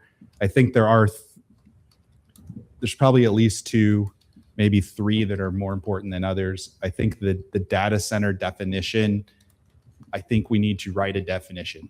If we do nothing else about data center standards, I think there's enough talk about them across the country and zoning. Our code doesn't use the word, so it's a little abstract for us to apply it. I would just want to add a definition to say what a data center is, and the intent is that they're only allowed industrial zones, and there's no question then of whether they should or could go into a commercial zone. That's very straightforward to me if that's all we're doing. The state, of course, did adopt some new legislation that we get to deal with. So the comment I had about ADUs, I think last year we had to deal with the state mandate to change all the ADU standards, and we pulled it back all the way to the minimum standards of the state and lost some flexibility that we used to have. I think we should gain a little bit of that 20% alternative design flexibility, like a setback encroachment kind of issue for them, not larger units and all that stuff. I think we should add that back, but the state did just adopt, the governor just signed a bill, of course, that addresses ADUs and changes 2 aspects of the code. So now we have to change our definition of floor area in relation to the size of ADUs, and we have to spell out the process for historic review if one is in HBC. So I need to deal with ADUs sometime in the next 60 days just to get on board with the state statute, and then I would tack that alternative design on. And then the other ones, I think they're not common things that come up, like the street waiver. We've had 2 of those this year. We could have gone 2 years without seeing that again, but it just kind of felt like it didn't really work very well with how we dealt with this recently. Ground-mounted solar, non-residential kind of properties. Once in a while, we get inquiries about how that works. And then again, a couple other small things, but not large new ideas in my mind. Kelly, I apologize. I interrupted you and you were going a certain direction. We'll let Gloria ask her question, and then you can take us back to how you want to proceed. But go ahead. The other thing I have a question about is the new projects from the non-agenda packet. Obviously, we haven't discussed any of these yet because they're part of the non-agenda packet. Right. So how can we be making decisions about prioritizing them when we don't have the full picture of what they involve? Yep. So can I jump off that question to tell you what I really am trying to get tonight? Yep. I think it might be a little confusing. I think when I looked at this, I thought there's too many balls in the air to actually make a proposal to the council. So what I'm looking for tonight is, and you don't have all the information about the downtown housing project. I understand. You don't have all the information about the Boone comp plan amendment yet. I felt if you could identify for me the likely 2 or 3 priorities that you think are most important in the next 6 months, I will come back then with a proposed work plan. In the interim, you would have gotten, assume they're referred, you would have gotten more information, and then you can finalize where you want to slot that in the work plan. So tonight, you're not actually approving anything. I'm trying to get a sense of what your number 1 priorities are. And to me, I think if, like, let's say that the choice was, I really need the zoning code update. UDC is the number 1 thing. We just need to push other stuff aside, that we just need to do it. Then I would know that, and we would stick that in, and we would push other stuff way out in the work plan. If it's like I need to, as usual, I would rather do 3 things instead of 1, then I'll come back and say, okay, here's how we do this. And then the zoning code starts in November or something like that. So I just need to get an idea. And the 2 biggest ones, the Old Town neighborhood meeting kind of discussion. This is kind of why we're here tonight. So in February, we talked about HPC's work plan, and you saw that there were some items in there that were going to be of community interest. We're kind of a larger issue of discussion, and that's why action was deferred till a bigger discussion date. So if we are thinking about reevaluating all the historic district in Old Town, that's a major project. There's a lot of touch points in that process. I need to know that. If it's just we're going to allow double pane windows and not worry about other things, then that's a simple task again. So kind of whether we're going to blow it up into a bigger discussion or keep it narrow. So you have a number of different categories. Are you interested, or what is most helpful in terms of the 5 Yeah, for projects me, that are I listed think, under staff comments? Yep. Everything else will just kind of be filtered in throughout the year? Is that what you're looking for? well, that's where I would be able to insert, like, so what we usually are trying to do is juggle my staff's time with development projects. I generally assign a larger project to one person, and that's their task while they're doing other development things, and kind of rotate that through the year. But small things can get plugged in when one person has capacity. So that's how we've been able to do a lot of things in the last 2 years, is just as capacity permits, to fill in those things that take 4 to 8 weeks instead of the larger projects. So that I would come back and say, here's the big ones. I might be able to layer in 2 smaller ones. I might be able to do the staff text amendment for the data center in the next 4 weeks, because that's not a big deal, while we're doing the development agreements, that kind of stuff. So the question specifically is, are you looking from council to get feedback on priorities on those listed under staff comments, or is it broader in nature and it includes more Could projects? be any. I think the 5 I list in our staff comments are the most important because they're the largest, and they seem to me to involve the most public engagement. And I tell you that every time I'm here. Public engagement is what stretches the project out. We need to do it, but it's what makes the duration take longer and be more involved. So the projects in progress, they're already underway. So Unless you were to say, stop doing it, they're going to continue just as you've told me to be. And projects directed by the council, but not started yet, you already gotten direction and you're going to be plugging those in, right? Project, which one was that again? Projects directed by the council, but not Those are they're not on a schedule. So that would be like the Old Town neighborhood meeting. So in February, you voted to consider zoning text amendment and a meeting. And that's captured in item 3 under staff comments. Is that correct? Number 3 and number 4. So when Okay. you adopted a new goal, you added a housing report. I'm just trying to get this And- narrowed down in terms, is council having to look at And some of these have time constraints on it? constraints built into them. Like we just heard about that downtown housing project north of 6th Street has a June deadline to June at least 30th. have a sense for what council wants, right? Right. Well, and in terms of the downtown parking structure, I mean, we already set that as a priority in our goals. Yes. Like that was Yep. ranked quite highly. Yep. But So- we don't know when we can actually start it because we don't have the information from the USDOT on when we'll get the funding for it, right?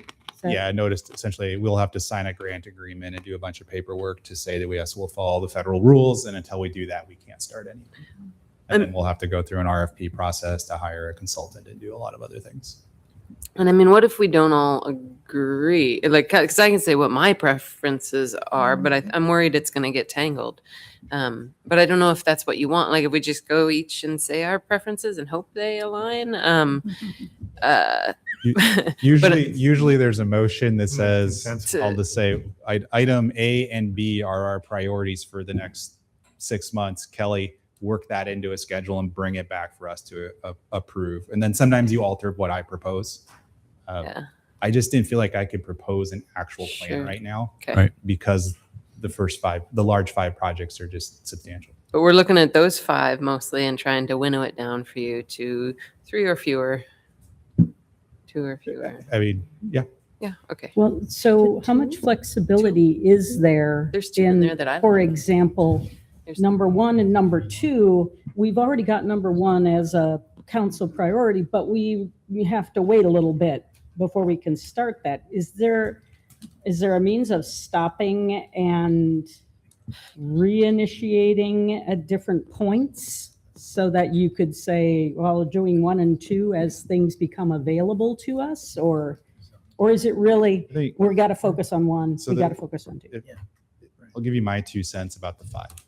So I think they're a little variable.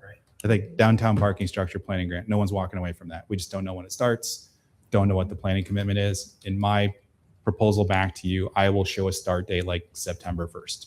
And we will probably have talked to Public Works and have some idea kind of like when planning's involved and not.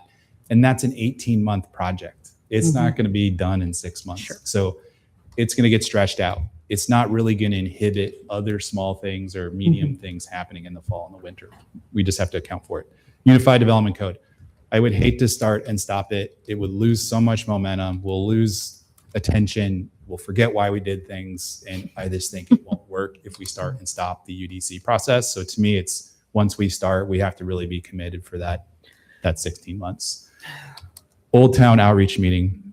That's one that you could say, do a meeting and there's no next steps until after a meeting's held, because you really don't know what you're doing next. The point of the meeting is to gain information and opinions from the Old Town area. Maybe they love everything. We don't need to change anything. Maybe we hate everything and we want to change everything. So that's a totally different process. So I think the Old Town meeting is one that stands on its own as a discrete, have a meeting and then determine what to do next and when. Affordable Housing Demographic Analysis Project. That's really from your goals. Scrap it. Yeah, I say we remove that one. Yeah. That does not need to happen this summer is what you're saying. I mean, I Well, like let's just go ahead and finish, and then we'll. That one I really need to understand. I mean, there's a task for it. I don't really know when we're trying to do that or apply it. So what I want to do is, you finish your conversation. We'll open up some public comment. I know that Dr. Porter wants to address council. Maybe somebody else does too. Okay. Then we'll come And then back the Nate can last discuss. one is what Gloria said. You have a referral request.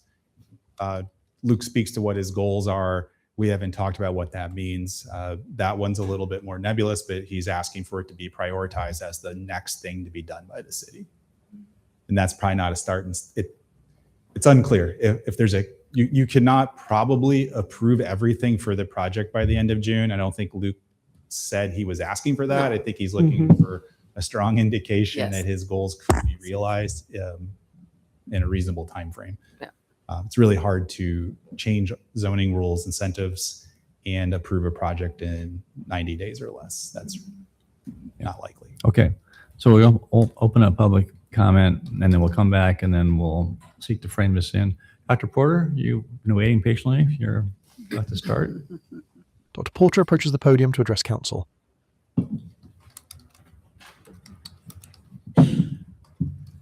Well, thank you, Mayor, for putting me back in.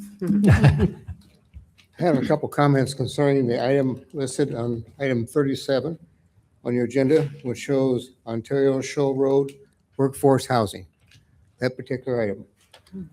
We had a meeting, as Rhonda mentioned when she was up here, we had a meeting with the developers.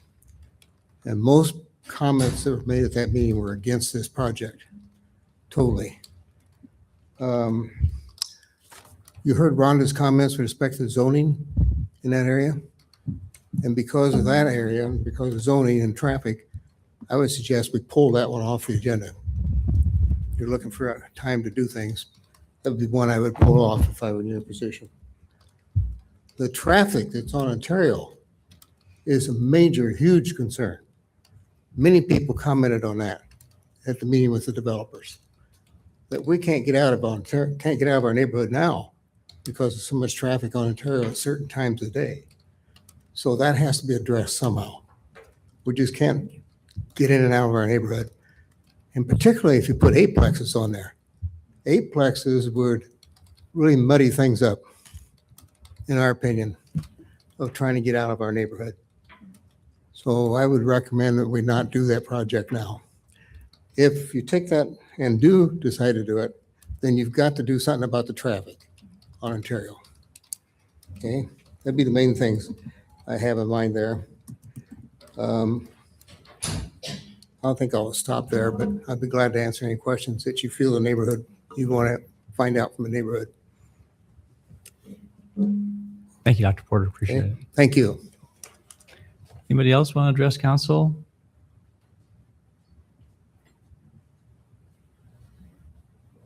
All right, we'll close public comment.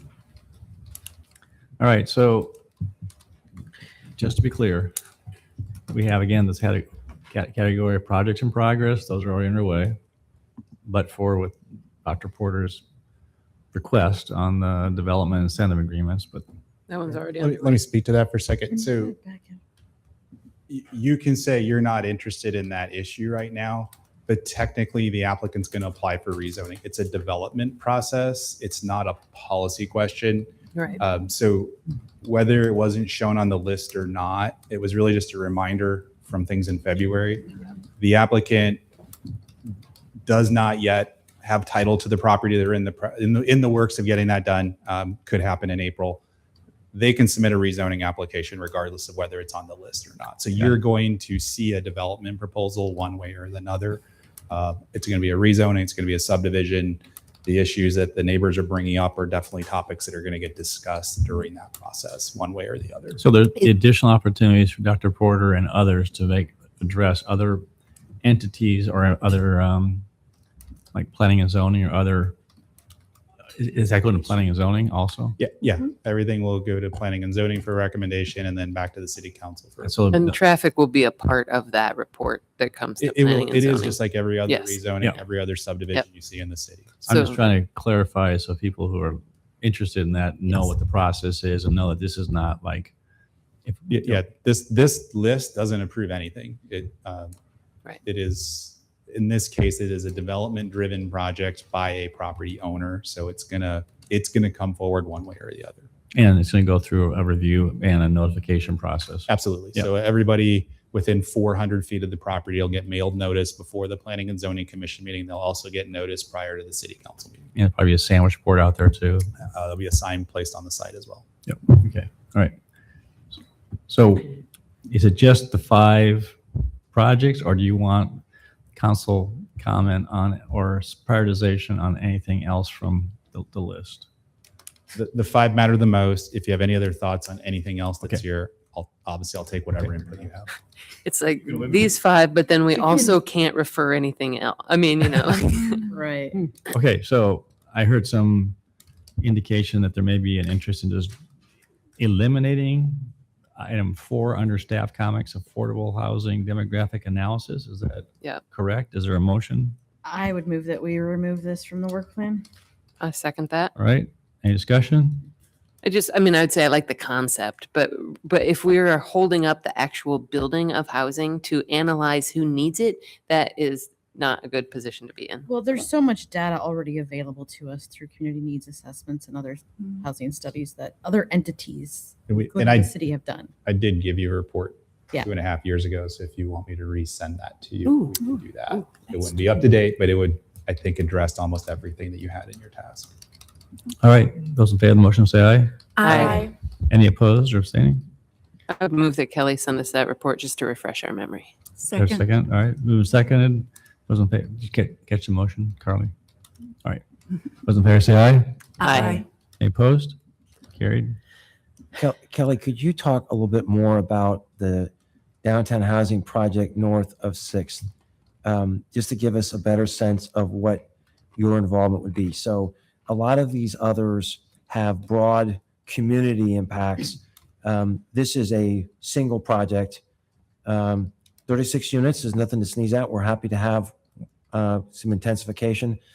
But could you just give us a sense in terms of, because we're going to do some balancing here, could you give us a sense of what your involvement would be a little more? Yeah, I think the project itself causes other dominoes to fall related to development potential of multiple blocks in the same situation. So the zoning on the site now doesn't exactly permit the use. So you have to make zoning changes to allow for it.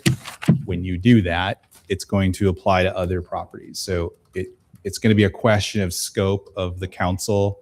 What do you really see as the ramifications of adjusting things to support one project?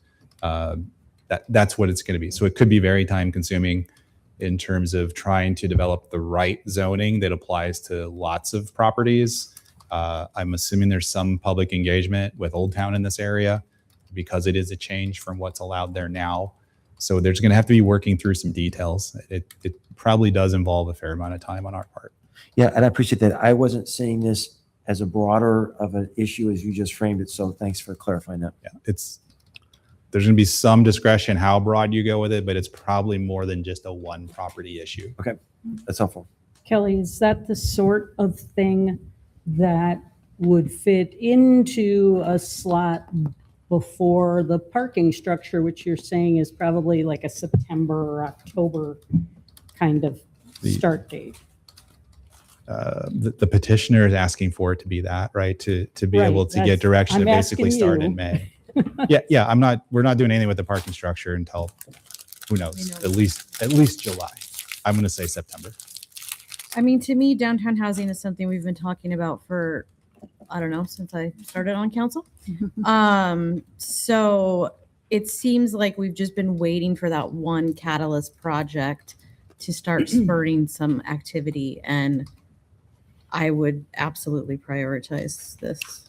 See, I'm hesitant to say I want to prioritize it because we don't know anything about it other than what we heard in the memo and from Luke.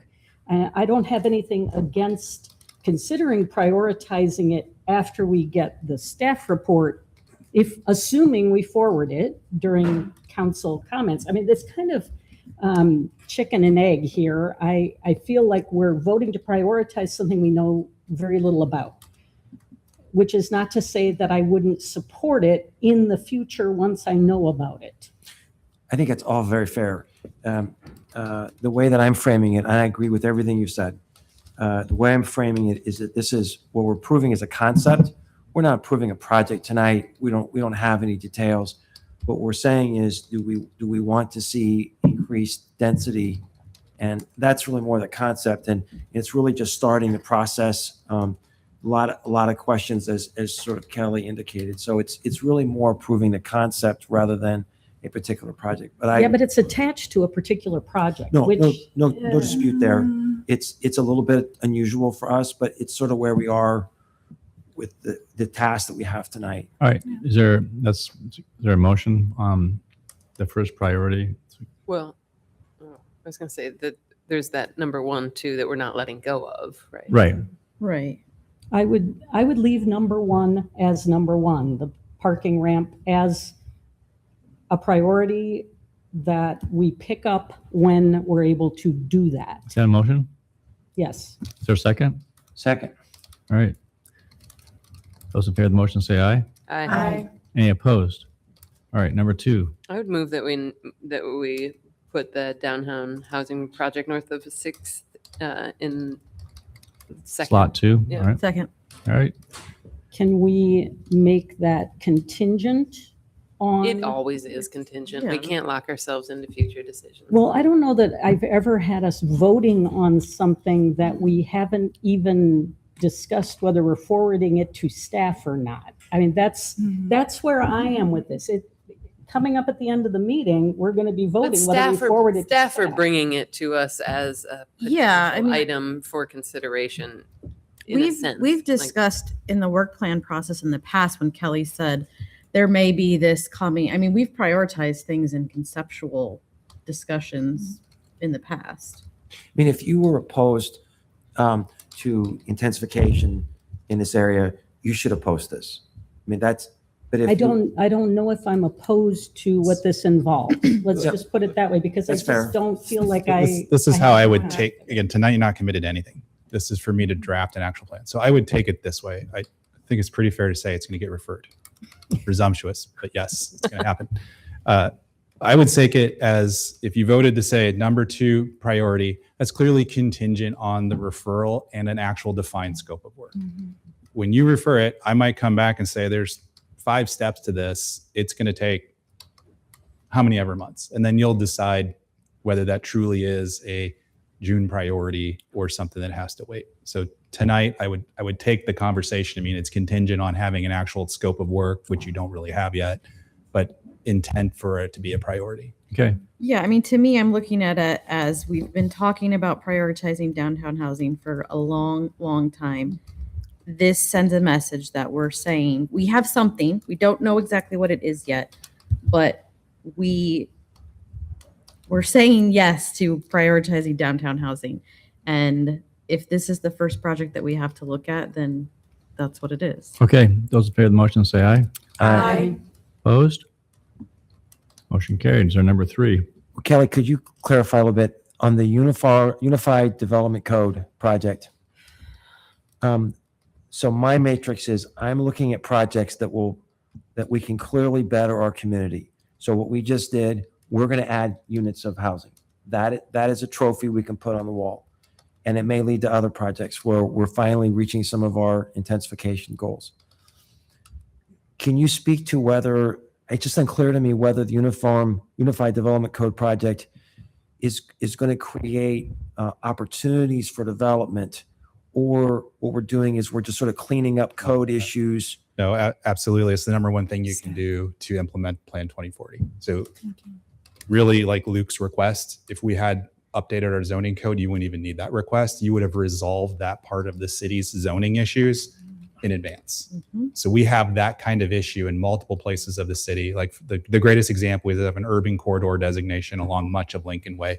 We have no zoning district to implement it. We don't know if our goal is to do 4-story buildings, 2-story buildings, allow for gas stations. Like there's a lot of those types of things that just need to be done to realize the vision of Plan 2040 and clean up inefficiencies in our code that are related to development. It all needs to be done. That's why it's the number one priority for implementation. And that's really helpful. So I don't think I fully grasp what you just said. And so that seems like it's going to have some great benefit for our development. It's the most important long-term thing you can, and long-term, I would say for the next 10 years that you can do. Well, that's a pretty good sales pitch. All right. Is there what? I'd move the Unified Development Code as priority 3. Second. Okay. Those in favor of the motion say aye. Aye. Any opposed? Now the question is, I move Old Town Historic District, is it moved to 4, or does it get tabled, or what do we do with it? Or I think go away? I think the concept of having a meeting to start conversation is okay, right? This is going to be I would guess, a long series of conversations with the neighborhood. I mean, we have time to have a conversation and take no further action, but just start the neighborhood thinking about those topics, right? And getting their feedback on them. Isn't that kind of what you had mentioned, Kelly? We could have a meeting and not. Yeah, I don't think you have to go with it with the intent of what it's going to lead to as the outcome. Right. I think you can go into it as just a general Start meeting that to understand people's opinions. It's generated by the idea that there could be substantial changes to the historic district. That's why we would do it. Would the Unified Development Code alter any of this? I probably would not have addressed Chapter 31 because it's such a narrow set of properties, which is the historic district standards. I probably would not have addressed that because I'd be afraid like it's such a small set of things that it could derail like getting larger things accomplished. Okay. I would be very hesitant to have one meeting and then not follow through on the process, because people move in and out of areas. And so you have a meeting in like June or something, and then you don't do anything further until next year or 18 months from then. I mean, that doesn't seem very sensible use of staff time if you're going to pursue it. I would be in favor of just waiting to see what happens with the other 3 priorities, because they all sound like they're going to be time consuming, and we still don't really know about the 6th Street project. So I don't know. I'd be more inclined to say we want to have a complete process instead of So just calling take it people off for together now. But one- is your concern, I'm just trying to understand your concern. Is your concern just having one meeting? Would you, if it was framed differently, that there would be a series of meetings trying to have a more robust opportunity? Is that? I that think address it your has concerns? to indicate that there's something that's going to happen that comes out of that meeting. So it's not just meeting to kind of test the waters, because then what are you testing the waters for? Because we aren't going to start any kind of process with the meeting. And people might expect that there's going to be something that comes out of that single meeting much sooner than staff is actually available to do it. So do you have a suggested motion? Well, my motion would be that we just table this until we see what happens with the other 3 priorities. I'll second that. Okay. So one data point, and I'll support that. We've got plenty on the plate. But I would invite council to spend some time in Old Town and ask this question. Are we still happy with the way in which the historic overlay district has in fact worked? And so clearly there are homes that have seized this and have done amazing things and are great assets in our community.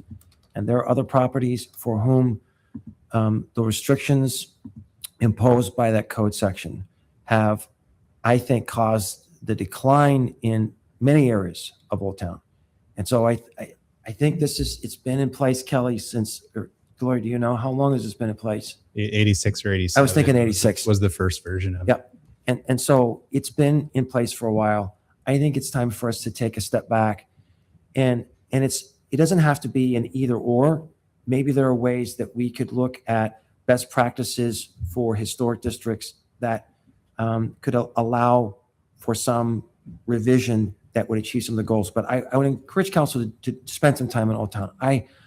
Is this still a part of the community that you think is benefiting from this code section? So those are my thoughts. Okay. And Go ahead. just a quick question, Kelly, is this an area, thinking about the sort of focus groups and those conversations, that could be good for a consultant to come in and do that work and add value without that having to take staff time until it gets to a point? And you don't have to know right now, but I'm just thinking that's an expertise the university has that could, I would say it's possible. Again, I think you have to have a defined scope and outcome to have a consultant be a productive asset. So if you just had, again, if it's just for the sake of a meeting, then there's no real reason to hire someone to facilitate a meeting just to do that. But if we were to revamp the whole code, there's definitely probably an option of hiring a historical consultant to help draft what that would be, not just staffed. Okay. All right. Motion made and That's seconded. way down the road. Those in favor of the motion say aye. Aye. Any opposed? Carried. All right. Can I just ask for one other thing? So Yeah, I was going to ask you. You have staff requested projects. Yep. Not yet started. Are those going to be swept into your UTC? They probably wouldn't be, because they're a little more pressing. So I think honestly, the data center thing, I would love direction to just say, do that as we can here in the next few weeks. Again, this is not reinventing like huge processes. Yep. It's a definition. And I do have to deal with ADUs anyways, now that the state has changed some rules on me. So that's something I would prefer to get adopted here in the next 90 days. You don't even need Don't you have some flexibility though in terms of determining as a plan director saying, this is an easy change for the data center. I can do that. I got. I'm telling you that now. Yeah. I don't just show up and say on a whim, I think this would be a better thing to do. So I reserve that to when we're talking big picture and say, here's some new things. But those two are the ones I would say are worth saying, throw in the mix to do whenever you can. Go ahead. I would move that we direct staff to clarify data center use and clarify ADU standards as they have time. Second. Okay. All right.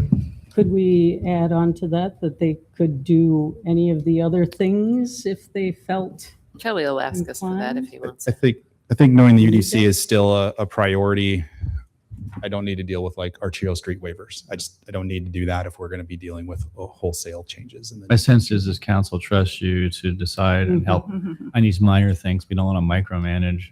And if you think that some of these things need to, yeah, which we do anyway, but anyway, we'll kind of have a disclaimer here. But anyway, just try to let you slide things in that you think are important too. But the motion has been made and seconded on the data center and the 20% or the ADU changes that you're required to do by Iowa code, right? Yep. All right, let's pay the motion. Say aye. Aye. Any opposed? Are we also putting on hold the Chapter 31 text amendments for double pane windows and infill of openings? So that's the question is, where is that? So that was a discrete text amendment for two things. Right. Double pane windows and to provide clear guidance on infill of openings. Does that stand on its own, or is it really related to a broader meeting? That's really the question. And I think it stands on its own. I thought we had decided it stood on its own. All right, Was there sir. two Well, votes last sort of. No, that's fine. Yeah, I I just need to know if you want to Yeah. add that in, because then I have to program that in I- for that with or without a neighborhood meeting, I guess. I'm not sure what the emerging issue of heat pump mini splits is, yeah, yeah. because we haven't heard about that. So this is another one where I don't really want to vote for it if I don't know what it is. So we've dealt with 4 properties in the last 60 days that have put mini splits in with exterior supply lines, which are alterations to historic structures. So there's no guidance on what to do. So we're taking those to the HPC right now. kind of trying to work through what that means. It's going to keep coming. So we would like to get a handle on that.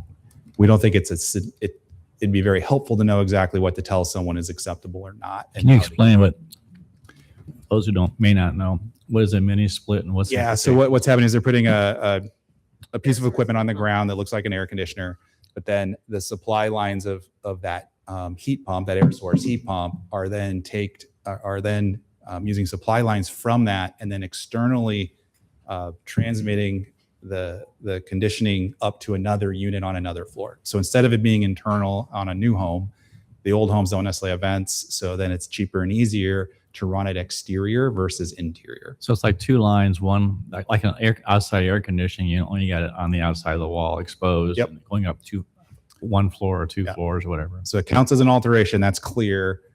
What's acceptable and what's unacceptable is unclear. So that all is getting kicked to the HPC this spring to try to navigate what's okay. What about how do they deal with what do you call it? Radon mitigation apparatus. We need to deal with that at the same time. Same thing. Okay, they don't. I was because They're that's not- also exterior. Yep. So I have not talked to HPC yet about their feelings on the matter. They had another case last night. I was waiting to see what we were doing with all of the other stuff. But if we're going to deal with two of them, then I would want to deal with that. And I'm sure HPC would as well. I don't have a proposal on what the standards are. I just know we should deal with it. But you can bring that to us. Yeah, I can bring that. If you're going to say add in the double pane window and the infill text amendments as something on the work plan, then I will attach that to that process and put that into the work plan. Is there a motion regarding that? So moved. So that would be to double pane windows, infill openings, and also Tubes on the outside. the mini splits and radon. Is that right? Yeah. Supply lines and conduit on the outside. Seconds. Yeah. Okay. All right. Those made a motion, say aye. Aye. Any opposed? All right. Kelly, one follow-up question. So in our materials that we received today or for the council meeting, there is a project that Hunsaker's has for 35 acres. Is that something that's already sort of in your plan? Does that? I haven't even looked at that. So the county has approved this. Yeah. So is that something that needs to be incorporated into our discussion tonight in terms of your workload? I've spent no energy reviewing that, so I couldn't comment on that tonight. So if that gets referred, I'll give you my opinion about that. Okay, that's fair. All right. Thanks, Kelly. You're welcome. Move on to item number 38, water and sewer rate adjustments.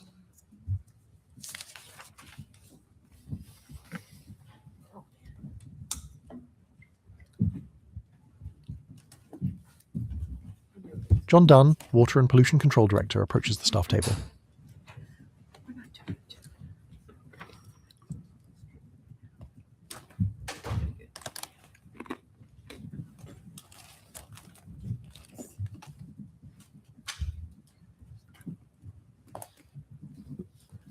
Good evening, Mayor and Council. John Dunn, Water and Pollution Control, and we're going to take a look at the process for adjusting water and sewer rates for the coming fiscal year. In your council packets, I gave you a full slide deck in the same format that I've used for a number of years, so you've got it all. I'm just going to go through and touch on a few highlights for you and try to get to the punchline here as quickly as we can. You're doing what Susan You're- said that you're we're doing a supposed to good be doing. job. That was good. You get a gold star on your resume for that, and Susan is already just impressed. Yeah, make notes, Steve. So where I like to start is just looking what's happening in the world around us with rates in the rest of the state. And the same corny line I use every year, we're not asking for a certain rate increase because everybody else's parents let them stay out till midnight. But I think it is helpful just to know what's happening in other communities around the state. So this graph looks at trends. This is over the past 20 years. And the stacked columns you see in any given year, that's what any individual utility was charging, in this case, for using 200 cubic feet of water. So you can see over time as that stacked column moves, what the rates are doing around the rest of the state. So there's two data sets that I've pulled out in particular there. The dashed red line with the circle markers, that's the statewide median. So half utilities are charging more, half of the utilities are charging less than that amount. And then the solid green line with the triangle markers, those are our rates here in Ames. So you can see 20 years ago, we were the median. So we were right in the middle. Over that past 20 years, including the period of time when we were raising rates to pay for the new water plant, we were still not moving up as fast as the rest of the state. And we are now, in the most recent survey, we're in the 15th percentile, meaning 85% of the utilities in the state are charging more than we are for drinking water. So I can't let that go. So why is that? It's a combination of things. Sometimes making the investments when you need to make them, even though they're expensive in the long term, they can be the more cost efficient way to go at things.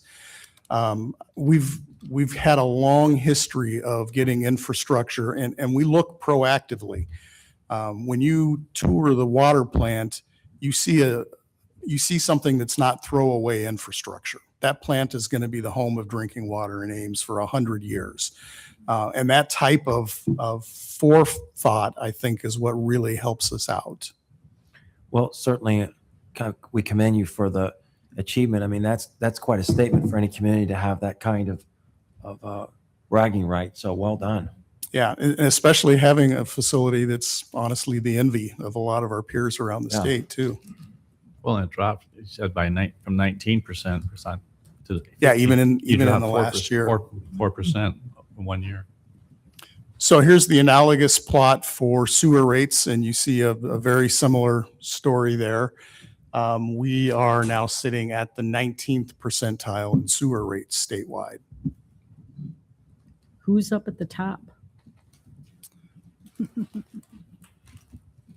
You don't know, that's okay. Let me just see if I can, if I just jump out here. I don't want to try to shame any other utility because everybody are facing their own things. But if I click on that data set, you can kind of see there over time, they used to be down kind of in the middle of the pack. But that city is one in particular for sewer.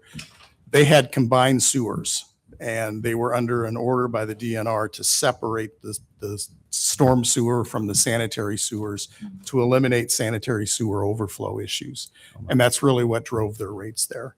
And if I go through and I click on all of those, you will see utilities kind of moving up and down. It's sort of whoever's had to make the capital investment most recently is at the top. And then as other communities take their turn, they kind of leapfrog above them. Isn't it also part of this is the demographic shifts in Iowa? So you have communities with shrinking population, you have fewer numbers of property owners to spread these fixed costs around. And so they have to increase the rates, don't they? I mean, isn't that it can be an issue for some of them, yeah. Population has got to be a factor. So it's one of the arguments for, Ames continuing to grow because we're able to spread those fixed costs out over more people. Exactly. Yep, thank you. Well, just to champion the planning that the city manager and John have done and finance, this also is a testament to the fact that they've been strategic in planning and slowly raising rates, even when they didn't necessarily need it, but they're putting it into a bank to pay for projects to minimize big ups and downs. And so we're the beneficiary of fantastic fiscal planning and strategic planning. And thank you, Steve and John, for what you guys have done. That's a very encouraging, kind of bragging rights for us. So like I said, that we don't ask for rate increases that we don't need. And so I went through our CIP and looked at some of the projects that are in there and tried to see, could I lump them all together into common theme buckets? And so evolving regulatory requirements is certainly one of the issues that we face. That's what's driving that big $60 million investment at the water pollution control facility right now. Risk and resiliency improvements are also in there. Planning ahead to be able to respond to things like floods, droughts, derechos, and in today's environment, protecting against malevolent acts as well. So there's a number of costs in there, expenses for doing things like that. Infrastructure renewal and replacement is just a constant for utilities like this. A lot of the buried infrastructure has been there for 100 years, and it just needs continual investments. And then a handful of projects are also in there to help prepare the city and the utilities to respond both to current and future growth in the community. So those are the types of things that are pushing the need for revenue in the utilities.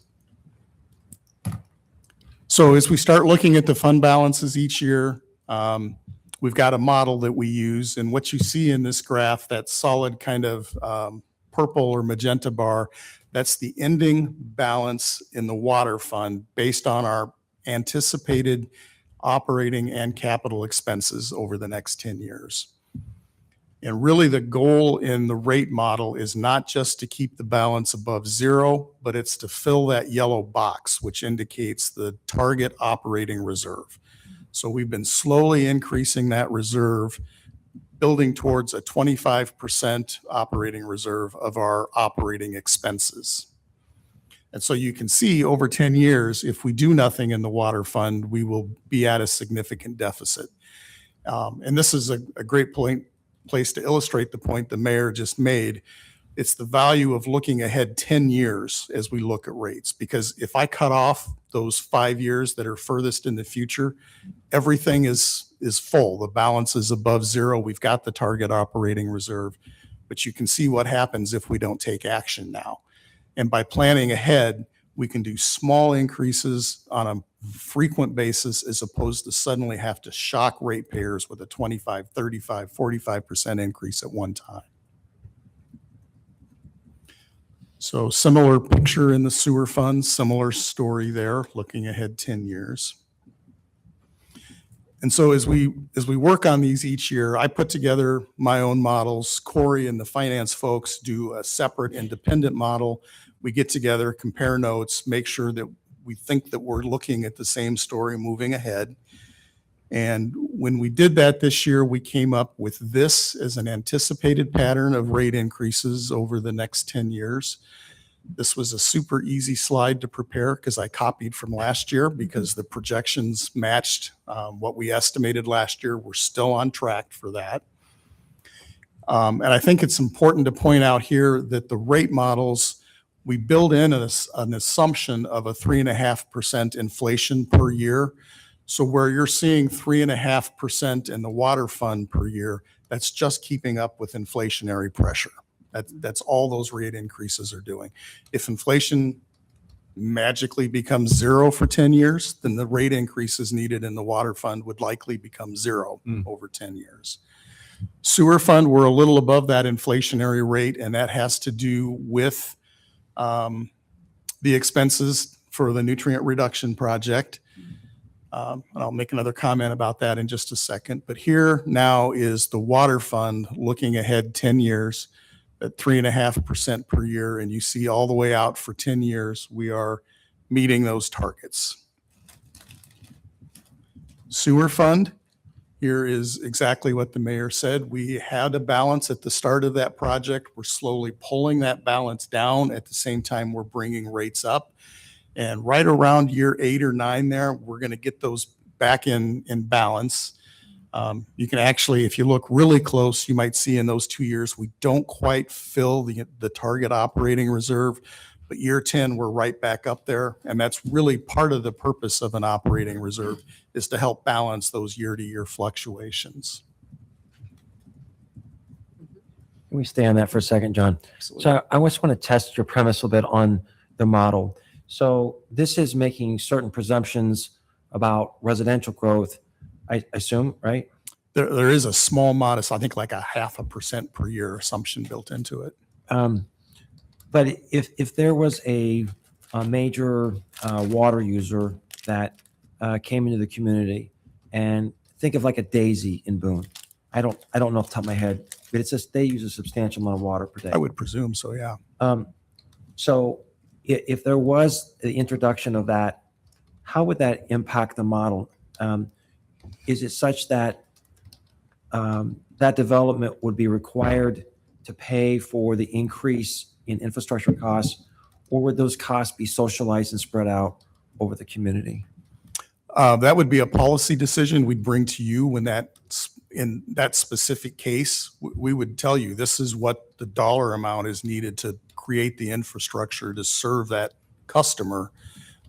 My recommendation would be that they pay for that. But it's a policy issue that all of you can decide on a case-by-case basis. So, and then what are you presuming for population growth for this? We're assuming about, so the model doesn't assume population, we just assume demand. And I'm assuming about a 0.5% increase for demand. Assuming that new development as it's coming in tends to be more water efficient fixtures that are going in, might be 0.6 to 0.8% per year population growth. Okay, that's helpful. Thank you. So one other look that we like to give you is not percentages, but the dollars, because that's really what a customer cares more about is how much will it cost.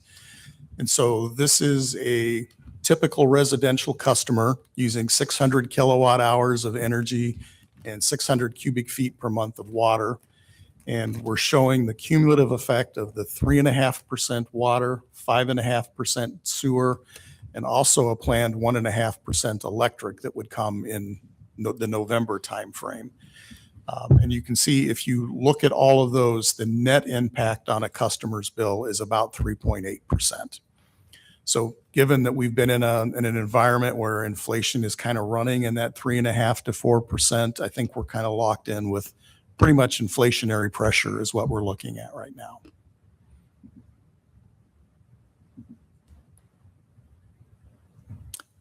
So what we would look for tonight would be direction from you to move forward on an ordinance that we would bring to you at your next meeting on the 28th.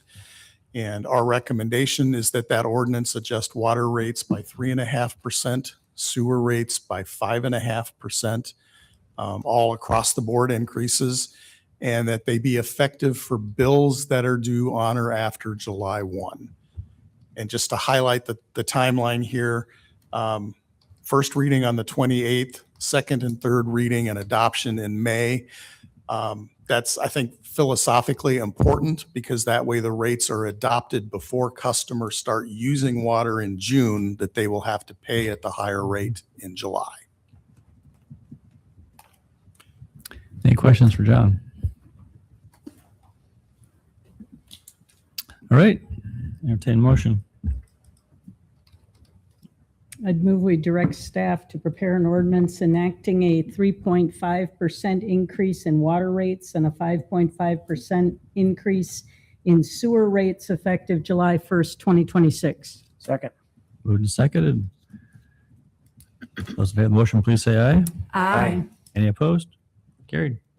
John, take back to your team just our appreciation. I mean, we don't say thank you enough. This is really an amazing, the future of our community's infrastructure and utility rates are in good hands. So we don't say thank you enough. Please extend our gratitude to your team. I absolutely will, and thank you very much on their behalf. Yep. Yeah. Thank you, John. All right, move on. Under 39, entertain motion on second reading of ordinance rezoning and master plan amendment for 4605 and 4510 Hyde and adjacent properties to the north, Auburn Trail Development. Move on second. Second. Roll call. Rollins.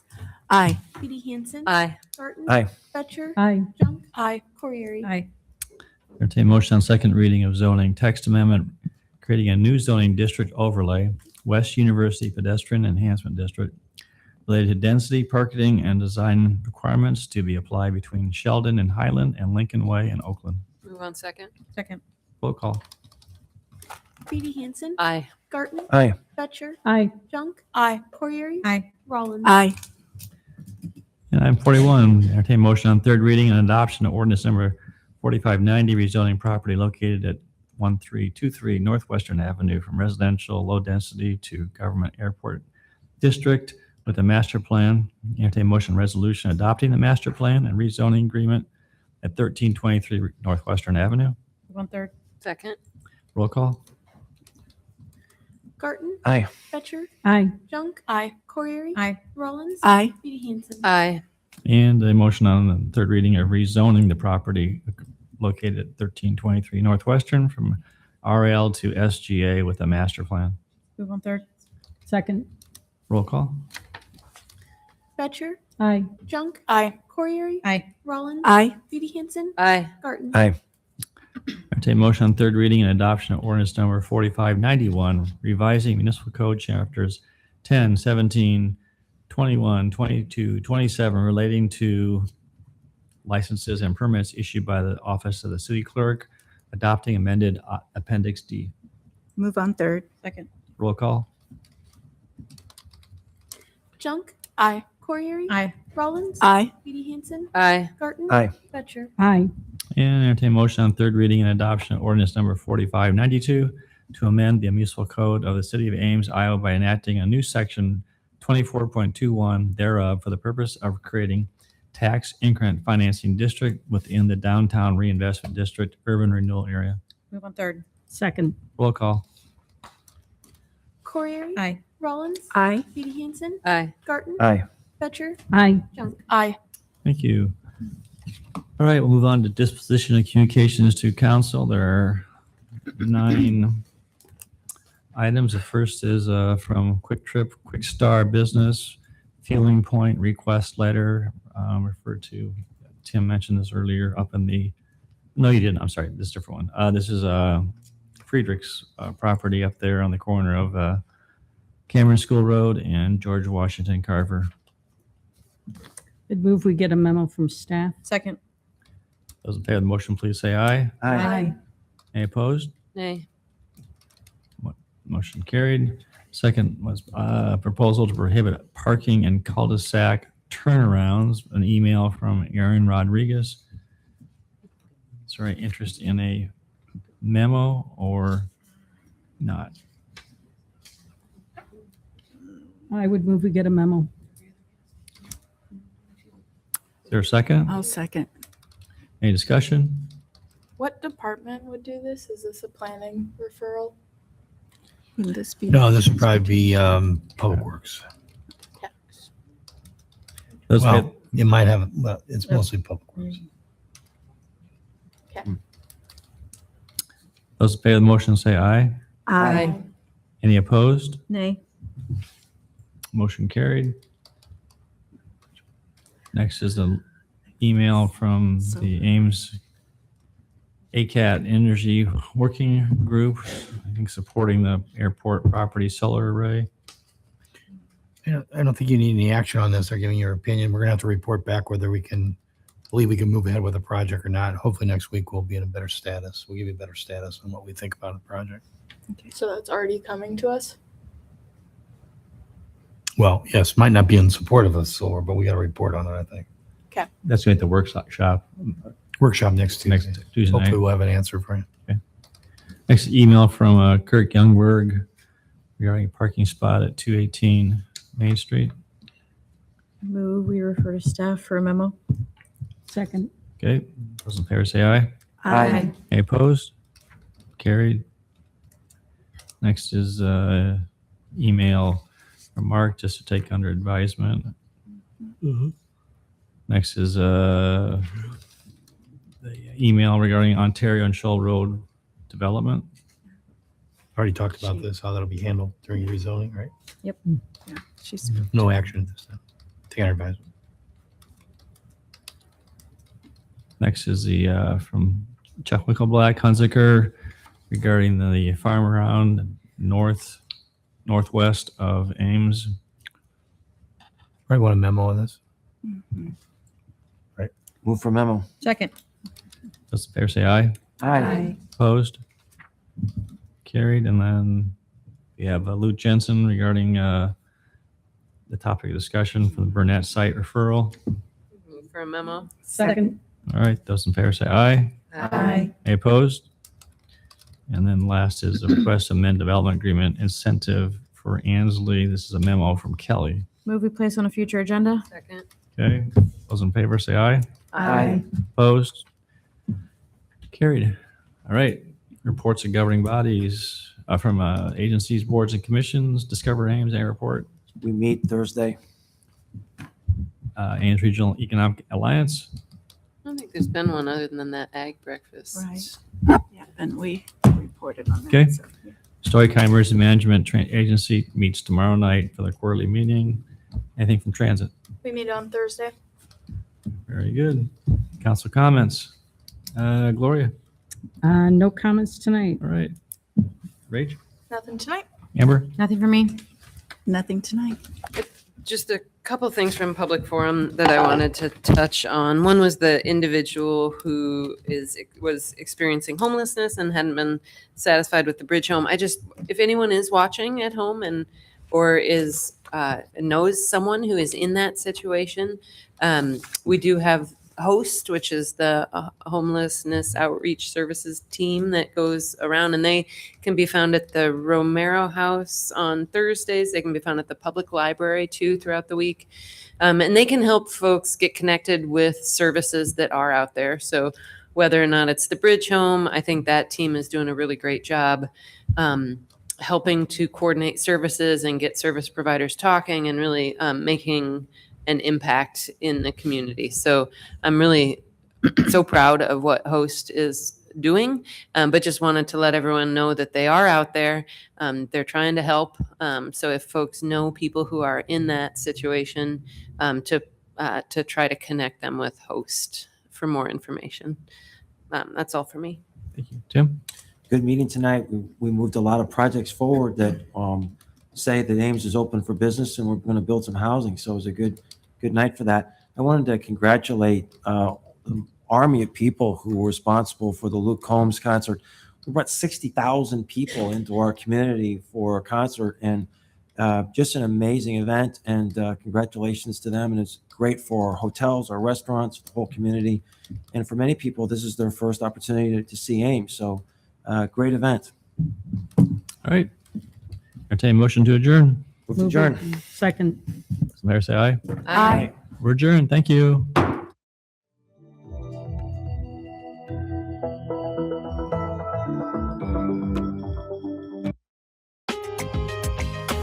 Ames City Council meeting credits. City of Ames, copyright 2026.